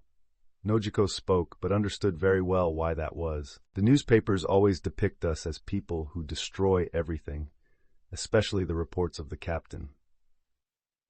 Quina intervened with the obvious, after all. Who could question Luffy after he destroyed some islands here and there in his Ifrit form, something that always made the front page of the newspaper. After that, they resumed walking through the streets, while the crowd of ordinary, law-abiding people moved out of their way in fear. Meanwhile, a group of Marines were hiding at a distance with weapons, merely observing. Not that the women didn't know about them, but they didn't care. Everything seemed normal until a tremor occurred, followed by a huge sonic explosion to the north of them. "What?" Robin looked in that direction. "Something's happening over there? Could it be Luffy?" Nojiko wondered about her husband. "Seems like he did something, but who could fight him in such a way?" Quina asked. "Let's go there," Nojiko suggested, and the others then began to jump into the air with Geppo, heading to that part of the archipelago. To the east, Usopp, Beppo, and Chopper were in a toy machine when the explosion was felt by them, causing the entire park to shake slightly. The entire crowd turned towards that direction, while the three were in the midst of it. "What is this? Is someone fighting?" They wondered, not knowing exactly what was happening at that distance. In a corner from there, the same could be everything, while the music competition was being contested by Scratchman Apu and Uda at that moment. However, the explosion quickly made all the speakers crumble with a horrible sound, causing everyone to put their hands over their ears. Scratchman Apu swallowed hard, wondering what was happening, while Uda wasted no time and jumped into the air, imagining that Luffy had done something. "Uda!" Usopp was in the air using Geppo as they met. "Do you know what's happening?" she asked. "No, it's too far for me to know." Usopp said. "The captain must have encountered an admiral or something," Beppo suggested. "Beppo, Luffy asked you not to use your Akuma no Mi, remember that?" Usopp said, and Beppo nodded. Knowing the situation, he could not pass the information to the world government that he was the user of the Fua Fua no Mi that sent the meteor, so he had to keep a low profile until the war. Luffy and Kizaru continued their intense fight as they began to knock down trees as their sword fight went on. A collision between the two swords quickly created a cut that flew from there, and tree number 15 ended up being the impact of the collision. The tree just made a line before being removed from its bottom with a clean cut. The people in the city saw this and screamed in fright as the tree began to fall, bursting all the bubbles in its path. "Run!" the people screamed, running from there as the tree fell and a line of fire and light collided in the air. The swords clashed once more with Haki in front of each other as the tree fell behind them, Kizaru maintaining a serious look behind his glasses, even while keeping in character. "This is tough. You seem stronger than back at Ini's lobby," Kizaru commented, his mouth forming a strange shape. "You could say I gained a lot of benefits from our last fight," Luffy commented. He wasn't even in his hybrid form. After all, that form increased his attributes 6 or 7 times. However, this time, Luffy was using his Akuma no Mi at 80 times, so using 90 times currently in speed might be the reason for Kizaru's comment.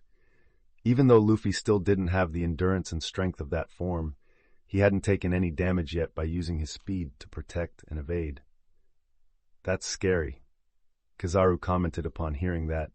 He had received information about Luffy's growth being a great danger to the sea. But seeing him in person is quite frightening. Kizaru now returned to his sword, one that he had also obtained information about from Sengoku. "This sword is Gold Roger's. I wonder how you got it, and why does it seem to be a weapon with an Akuma no Mi?" Kizaru asked, seeing the sword emit flashes of armament haki and a strange red lightning. Clearly that was not a swordsman's skill or haki. You are full of questions, Kizaru. Let's just fight and focus, Luffy suggested, activating the Akuma no Mi and pushing Kizaru back. He immediately followed him. Kizaru was thrown by the red lightning and quickly stabilized without any injury and began running in the air. He quickly noticed that Luffy was following him. Kizaru passed by a giant tree, as Luffy flew with high speed and did not get off his tail. They continued to run through the island like cat and mouse, while people only saw flashes flying over the air, so fast that some didn't even realize as they tried to flee the battle from a distance. Only the more experienced knew that something had passed by there, as explosions began to happen right behind in the air. They passed by a second tree as they ran, circling around the sides. Luffy went on the opposite side of Kizaru while appearing above Kizaru and tried to strike with the sword. Kizaru defended himself and distanced from Luffy with a spin of light, appearing 50 meters away already in position to attack Luffy with his 2 fingers crossed. He quickly launched several flashes at Luffy in the air as one of the most powerful blows, while Luffy tried to dodge, punching with his hand a huge ball of flames, trying to hit the flashes, but they were too many and faster than he could combat. Until a moment they surpassed his attacks and exploded on him like several points of light. However, in the midst of the explosion that lit up the entire area, the flames consumed the lights soon after. Kizaru stopped in the air, watching cautiously, as he knew that a transformation had occurred at that moment. As soon as the lights stopped, Luffy was transformed into Phase 2, his horns apparent on his forehead, his body with purple skin and the characteristics of his beast, such as armor on the belt and arms, while he still wore his pants. His cape had been removed at that moment and thrown to the side. As his cape fell in the air, Luffy maintained a fierce look, as if eager to fight with everything against the Admiral. Now he was on a higher level, his Phase 2 with 90 times the base speed. Kizaru watched as Luffy disappeared, while his eyes widened behind his iconic glasses, seeing Luffy appear right above him, with the weapon embedded and with everything he could moving towards the Admiral, red rays, rock flames, and armament haki lightning, covering the entire blade. Kizaru quickly placed his weapon between him and the embedded haki blade, but quickly felt the pressure as they clashed. Luffy immediately launched him backward, as he fell to the ground in a line of light, exploding the place that was an area in the middle of the forest, creating a great light in all directions. Kizaru quickly rose, appearing in a light in front of the crater, while the debris continued to rise into the air, a part of his navy cape torn with embers of fire, while at the same time his yellow suit had burned on the arm where he held the sword, with dark smoke coming out and his skin charred. "You ruined my favorite suit," he commented, no longer seeming to be in character, but speaking quite seriously. "Come on, Kizaru, did you really think we were just going to talk? Stop complaining and let's fight." Luffy reappeared in front of him, breaking the ground on his landing. Kizaru sighed and nodded, while once again they disappeared, clashing against each other. The entire area began to explode at that moment. As the ground lifted, lines of purple and yellow light quickly left the area, flying into the sky as they began to explode on their way, with both using their speed to the fullest and clashing with their swords, while once again making their way across the island. And it wasn't long before they even found their own companions who had fled from the auction. No one else was chasing them, after Yamato used his conqueror's haki. "That's it." Enel looked up at this moment, as did Yamato, Zoro, and Hugo. The rest also looked up a second later, with explosions happening above them, and a tree being destroyed at that moment beside them falling backward. "At this rate, they'll leave the island without trees," Vivi murmured. Shushu also barked at this moment. After all, he needs the trees as his personal bathroom. He was against cutting trees, poles, and even Enel himself. "They are giving it their all," said Rayleigh, analyzing the fight with quite an admiration, as Luffy and Kizaru were 2 kilometers away at that moment. But soon he became serious, and his gaze returned to the sky. "It looks like we're going to have company," he spoke in an almost nostalgic tone. Meanwhile, out of nowhere, an object came flying from above, crashing into the ground near them. lifting the whole place as if it were a mini meteor. Those proficient in observation hockey quickly furrowed their brows, as whoever had arrived was not just anyone, someone very powerful. Chapter 278, Sabaudi Archipelago 14, Third-Person POV, Sabaudi Archipelago, First Half of Grand Line. All members of the group quickly became fully alert with this new visitor. "Who is this?" Nami exclaimed, shielding herself from the smoke. "It's been a long time since I've seen this guy," Rayleigh murmured with a nostalgic tone. "You know him?" Yamato commented, sensing danger coming from him, even for her. "It's been a really long time, Rayleigh." The voice emerged from inside the smoke as it began to clear. "I thought you were retired, Kong," Rayleigh commented. "I thought so too, but I ended up working elsewhere," Kong commented as he began to appear, showing his suit as a member of the world government. He looked at the group, especially at Rayleigh. "So this is where you've been spending your retirement," Kong commented. "Something tells me you already knew that," Rayleigh commented with a small smile. "I won't lie, there are few things in this world I'm not aware of, but I never had a reason to come here and end you. After all, your captain has been dead for many years, and you seem to live a quiet life, stealing from a noble here and there while pretending to be a slave," Kong commented, crossing his arms. Rayleigh's activities had not been a secret to him through the intelligence he commands. "Kong, who is this?" Zoro asked quietly. "He's the former fleet admiral, from the time Roger and us sailed the seas," Rayleigh commented calmly. "What?" Nami, Vivi, Alvida, Bonnie, Kami, and Hachi exclaimed together, while Zoro, Yamato, Hugo frowned. Enel, Chuchu, Shirahoshi, and Baby 5 remained with neutral faces. Luffy and Kizaru continued their duel in the middle of the outlawed district, while they stopped for a second, looking towards that side. "Who is that?" Luffy couldn't help but ask amidst his flames. After all, he had never met Kong, so it was a surprise not to recognize him, but he certainly frowned at the strength of this individual. "It seems Mr. Kong has also appeared," Kizaru also commented, looking towards that side. "Kong?" Luffy heard Kizaru murmuring and looked at him seriously with those words. He knew of this name and who it was. "So the government sent reinforcements, and just this guy." He spoke, but he didn't seem shaken at all. He was more excited. "This is interesting.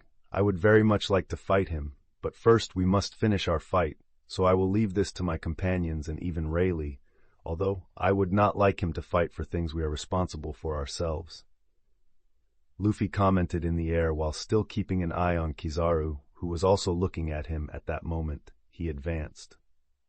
Once again they engaged in a fight while starting to explode the air with their blows against each other. Kong looked at the explosions, diverting the attention of the group in front of him to see those forces clashing. "So this is Garp's grandson. He is not bad at all. A shame that this power didn't fall into the hands of the Navy," he commented and noticed someone moving. "It doesn't matter who he is. He's just a mortal," Enel murmured as he took a few steps forward. "The user of the most powerful Logia," Kong looked at Enel approaching. "Feel the power of a god, Enel spoke and transformed into lightning mid-sentence, traveling immediately to punch Kong. However, what he saw before reaching the former fleet admiral was a fist colliding against his face, making him immediately fall backwards after that hockey punch. "This guy, how can he be so foolish?" Hugo couldn't help but comment as Enel's body dug into the ground. The fool had been getting beaten since he met Luffy and never stopped being arrogant the whole time. "Now, you all will be captured, and even you, Rayleigh, if you interfere in this. I've always turned a blind eye to you, but this matter will not be light," Kong threatened him. "Hey, I have nothing to do with this. I'm just passing by before that damn mermaid gets on my back," Bonnie exclaimed, seeing that the situation was getting hard to handle. Kong didn't care about that and stopped there. He was immediately going to carry out his mission.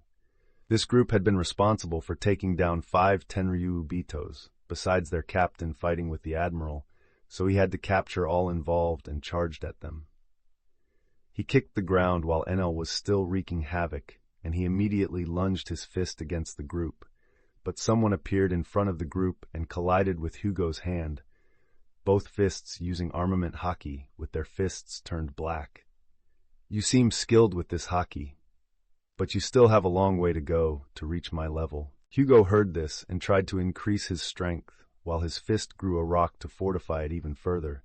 But he felt the thunderous force of this man, and quickly felt his body being pushed back with pain. His body immediately dug into the ground like Enel's, and everyone else got into fighting stance.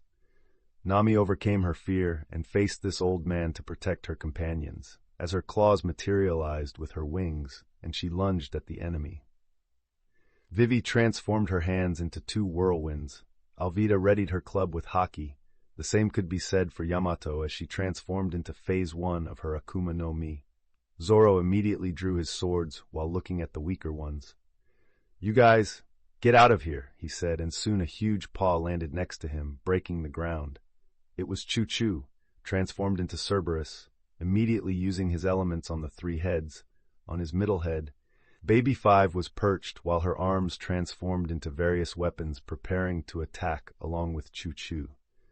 Zoro on the ground decided to act and kicked the ground, charging at the former fleet admiral. Hachi, along with Bonnie, began to move away from there with Kami and Shirahoshi, trying to stay at a safer distance, while Rayleigh also stayed with them to protect them.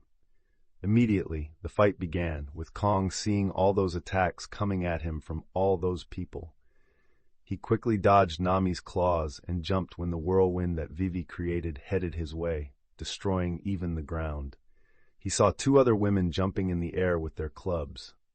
He put up both fists of haki and began to clash against the weapons, creating an impact, while Alvida was thrown backwards and collided with the ground, far below the strength of that old man, and Yamato managed to hold up better, only moving back a few meters, and tried again to attack him, with him exchanging blows while she parried the attacks, trying to create her father's attack while her weapon began to create purple lightning. Kong had to immediately move away from the fight against Yamato, when a line of fire, lightning, a line of ice, and missile shots flew in his direction, having to dodge, and soon some missiles began to chase him in the air, while he caught one with his hands and threw it at the others, creating an explosion.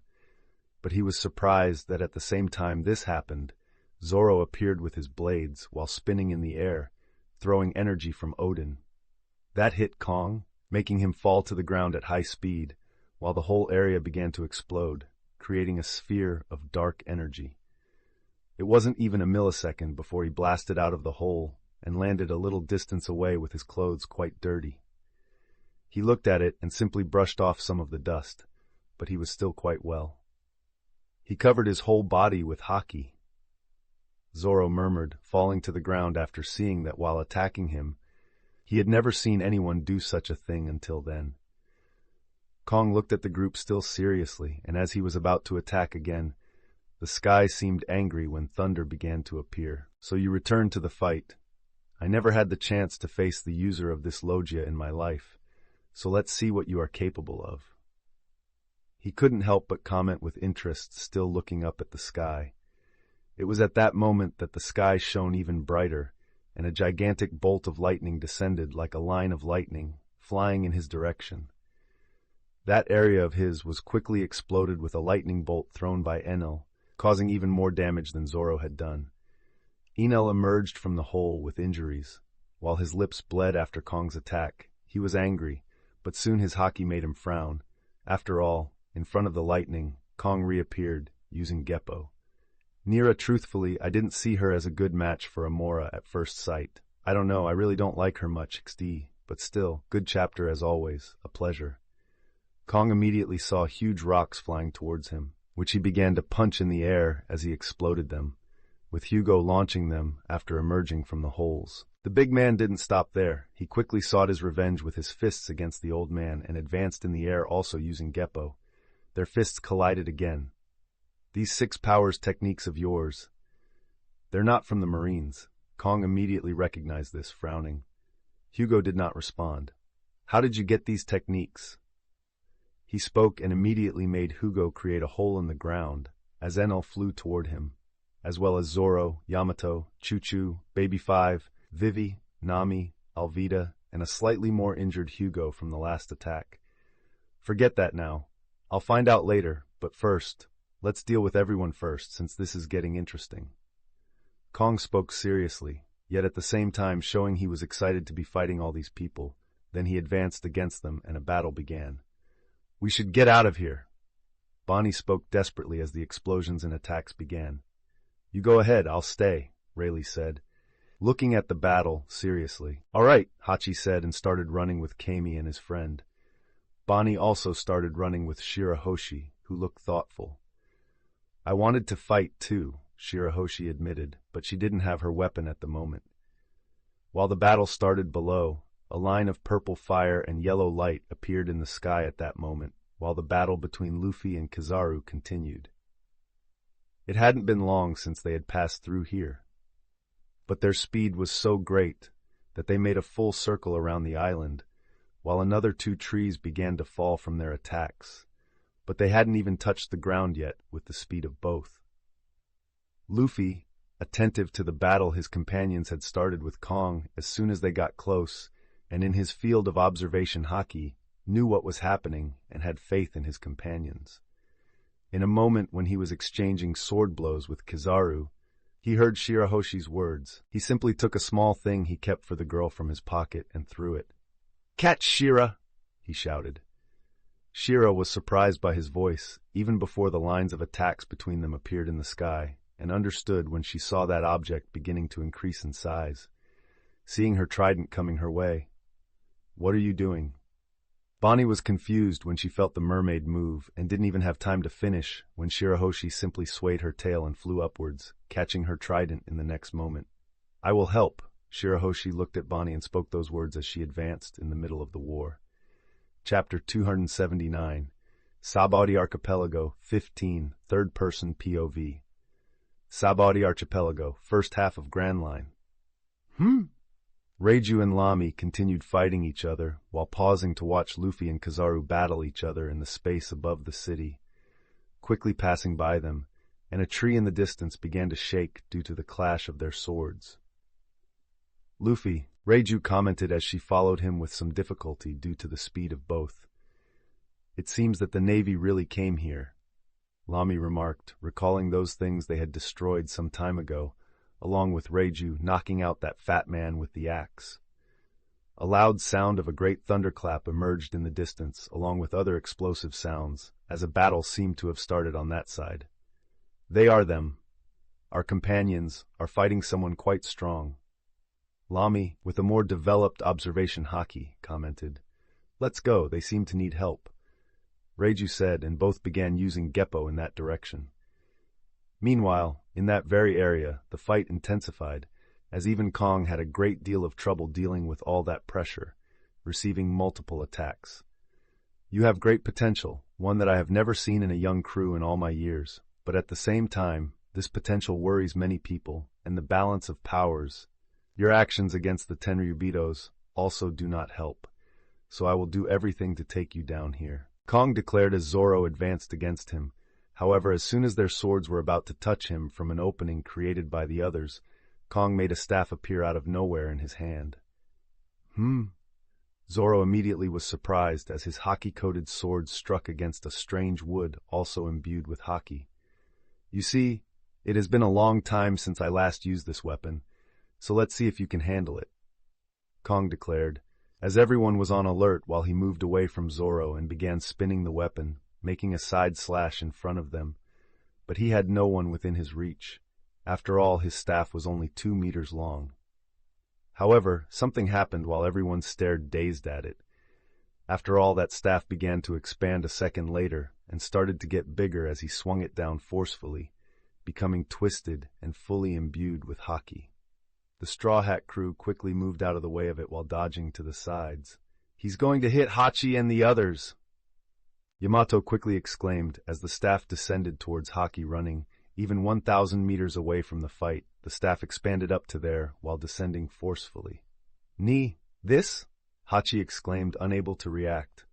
"We're going to die!" Kami grimaced. "I shouldn't have followed that pirate," Bonnie exclaimed, crying.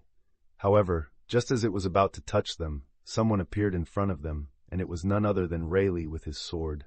While the ground in the path of the staff exploded, Rayleigh managed to stand firm, while none of the 3 behind him got hurt by it, allowing them to breathe a sigh of relief. "So you decided to act?" Kong commented while looking at the old enemy. "Sorry, I simply cannot let you act against these young ones," Rayleigh commented with a small smile, regardless of the consequences it would bring to his life.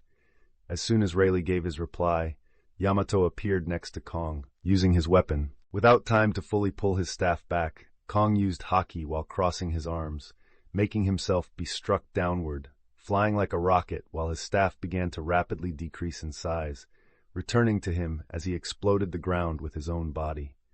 Immediately, two tornadoes began to dig into the ground. Nami and Vivi launched their attacks at the same time, exploding where Kong was supposed to be. Who, in the middle of the explosion, came out of the hole. Zoro quickly approached him from above, as he began launching attacks with the power of Odin unleashed, while the former fleet admiral held his staff firmly and began to defend, initiating a battle between weapons. Kong released a golden energy while the other released a dark energy. Both exploded in contrast, destroying the entire area, while Zoro was thrown a few meters back, losing this first bout. Alvida also entered the fight, but Kong quickly repelled her, as Nami caught the woman and advanced against the man as well, but her claws were completely repelled, and Kong expanded the staff, again hitting her, while losing balance, flying a few meters backwards. Kong suddenly looked up, a bit surprised, seeing a mermaid advancing with a trident. "How strange, I've never fought a mermaid before," he commented and struck his staff against Shirahoshi's trident. Shirahoshi attacked with her haki, emitting an immediate impact, while both struggled against each other. Shirahoshi began to get surrounded by water, using her power against Kong, who in response emitted his golden energy and quickly won the confrontation against the mermaid. Shirahoshi was quite surprised as she was flung backward forcefully, spinning her body trying to maintain balance until she finally managed to stabilize with the help of her tail. The battle between them continued, after the pirates recovered. Baby 5 launched an attack that surprised the admiral along with Choo-Choo unleashing his elements. Kong dodged and jumped into the air. He raised his arm as if throwing a spear and hurled his staff over the group that was regrouping. "He's growing even bigger than before," Vivi exclaimed as everyone was surprised with the staff beginning to expand, not only growing in length but also in thickness until it became as big as one of the large trees on the island. "What is this thing?" Zoro murmured as he tried to dodge the huge structure growing, which now had dozens of meters in diameter. Just like Zoro, everyone managed to avoid it, but the ground that ended up being targeted was devastated. Even Hachi at a distance of more than 2 kilometers felt the impact as Bonnie and Kami screamed. The staff had buried itself into the ground, becoming a large tower. "This is my sacred staff," Kong commented, satisfied. "Ha! So this is the impressive power of a fleet admiral? Really strong," Yamato murmured as NL launched an attack on him at that moment, while Kong was still in the air. Hugo also attacked, and Kong had to dodge Hugo's fists and Enel's lightning, trying to hit him in the air. Meanwhile, Baby 5 and Shushu launched their attacks from a distance. Once again, with Kong being pushed against the wall, he quickly raised his hand and the giant staff began to fly and shrink in size for him, flying directly to his hand as if by command amid all those explosions. Kong began to parry the attacks right after that. Enel quickly turned into lightning and moved toward the enemy, trying to gain an advantage with his lightning power. But Kong began to strike him, while flying like lightning and returning to attack him. Enel soon found himself cornered once again by this man, and tried to move away, while no one was near to help him. Kong pursued him through the air, even having the speed of lightning. His opponent had very powerful haki after decades of constant battles, and quickly helped to calculate the trajectory of Enel, striking him, while Hugo exploded on the ground, and Enel shortly after. He saw the three-headed dog with the woman dressed as a maid on top preparing to launch an attack on him. Kong clenched his staff as the golden light began to flow. Then he aimed at Choo-Choo and Baby 5 and launched the same golden energy being sent directly at them. Choo-Choo quickly began to move, moving away from the first attacks as the ground exploded.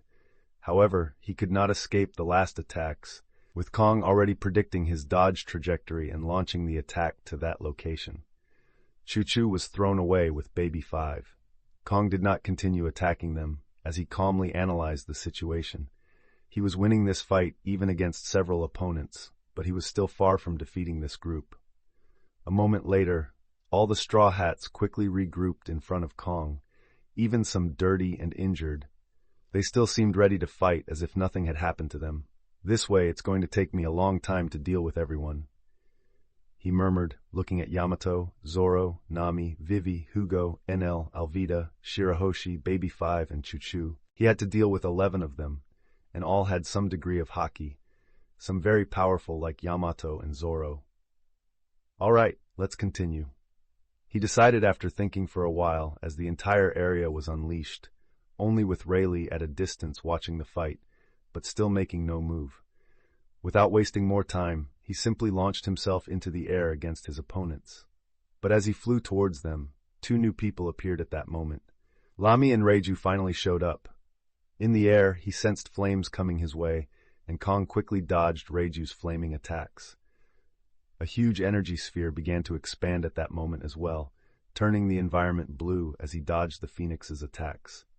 As soon as Lami activated her room with Kong inside, she quickly executed her swap, as in one of the flames was an object she swapped places with, appearing in front of Kong, who was quite surprised by this, and was ready to be struck by the girl who intended to take his heart. However, he narrowed his eyes and, having no choice, his body began to expand, transforming into a large golden energy, making Lami quickly fly backward, unable to reach her adversary. With the force of the impact, she quickly swapped places with a stone and reappeared on the ground, near her companions, while energy began to expand from Kong's body in a golden and bright tone. "It seems he's resorting to that," Rayleigh commented, approaching with his sword still out of its sheath. "What do you mean by that?" Nami asked, looking concerned about the golden explosion. "Kong possesses a mystical beast, like you," he said as a transformation began to happen. The light began to fade gradually, and there was a golden monkey at least 10 meters tall, holding his staff which was bigger than before, suitable for his size. It might be just a monkey, however. This monkey exuded great power, making everyone there realize that Kong was not the same as before. "What is this?" Shirahoshi asked innocently, looking extremely surprised at the monkey, since she had never seen anything like it before. "Kong is a user of the mystical beast King Monkey," Rayleigh commented with a calculating look. After all, the real fight was about to begin now. Chapter 280, Sabaody Archipelago 16, Third-Person POV. Sabaody Archipelago, first half of Grand Line. While Luffy and Kizaru continued their battle, a golden light caught Luffy's attention as he moved away from Kizaru for a while. "What is that?" he asked, slightly surprised, sensing a mystical beast in the distance. Even his mythical beast, Ifrit, seemed to be screaming internally, wanting to fight whatever that was. "It seems Mr. Kong is taking this seriously." "Scary," Kizaru spoke. Even though he had never witnessed the mystical beast of the former fleet admiral, he had heard many rumors, and there were also some reports he was forced to study when he became an admiral. Luffy heard that and sighed. He looked at Kizaru with a firmer gaze as the latter raised an eyebrow at him. "It's time to finish this," he thought internally. Luffy took the fight more seriously, and before Kizaru could react, he suddenly disappeared and reappeared next to the admiral, who transformed his body into light and dodged the attack. But as soon as he dodged, he quickly found his body in the path of Ace's blade. Kizaru was surprised by this as he made a great effort to dodge. Luffy was being much more aggressive now, and as he managed to divert a few inches from the sword, Luffy took that moment to explode a large amount of flames in his second form to catch Kizaru off guard. With flames coming out of Luffy like a bomb, Kizaru was surprised and thrown back. He stabilized in the air shortly after. Luffy didn't give the admiral any room to breathe, and soon appeared above him. Launching his slash that met Kizaru's sword, but he switched his Moa Moa no Mi to strength at that moment and immediately sent him to the ground, exploding the spot and creating a burst of light. Kizaru reappeared again and looked seriously at Luffy, while the latter had already created several purple flame orbs around him and began to barrage him with them descending. Kizaru had his vision obscured by the flames, but his haki quickly alerted him to Luffy's location, and he had to move quickly before being caught. Luffy reappeared at his side, trying to strike him once more, and he also didn't stop attacking the pirate. Kizaru moved away and began launching several flashes of light evenly. Luffy ran directly between this attack, even receiving hits. He advanced against Kizaru.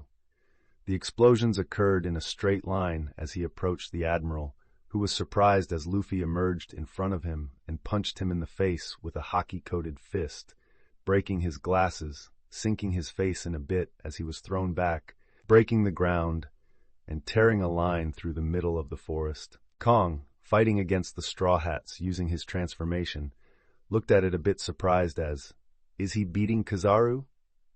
Kong frowned at that. Amid all that smoke and debris, Kizaru came out injured this time, with a bleeding face, but still far from losing.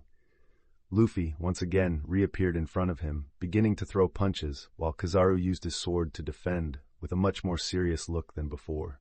The area around began to become chaotic, with both moving at their maximum speed. Despite Kizaru's speed, he only had one disadvantage with it, because he could only move in a straight line, while Luffy was more flexible, but still fast with his Moa no Mi, increasing his speed 90 times for most of the time, and that was his key to beating Kizaru. Because, due to Kizaru's movement, it was easy to predict his movement, enhancing the prediction with haki. Then, when Kizaru tried to dodge a blow, Luffy appeared by his side, making Kizaru immediately run backwards, but Luffy had already anticipated this and kicked the air with all the force his Geppo could muster, making Kizaru unable to react as he materialized. Luffy brought down his sword, hitting the admiral's chest and cutting it. Kizaru had time not to have a very deep cut while he quickly moved away. Luffy did not pursue him, waiting for him to reappear.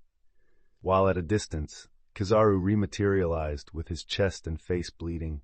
He looked angrily this time at Luffy, while the latter, still a bit hurt from the battle, with his skin scorched by Kizaru's blows, just smiled at the man. "Sorry, Admiral, but I have to finish this fight quickly. I'd also like to fight a former fleet admiral who is also a mystical beast," Luffy commented. He wouldn't give Kizaru an easy time until he could get rid of him once and for all, to move on to the next fight, as he launched himself at the admiral again. Meanwhile, Kong, who looked quite worried, was in a frantic battle and found the woman with the Op no Mi fruit very problematic. After all, she switched places every time he tried to catch someone and made people appear in the right places while they managed to hit him, making the fight troublesome for him, even with his mythical beast activated. Rayleigh, despite his advanced age, was also giving him a lot of trouble, with the strength of an admiral on his side.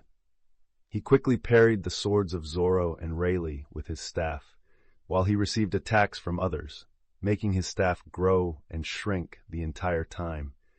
But once again, when he thought he would hit one of them to knock out and reduce their numbers, he was swapped with a stone by Lami using her powers.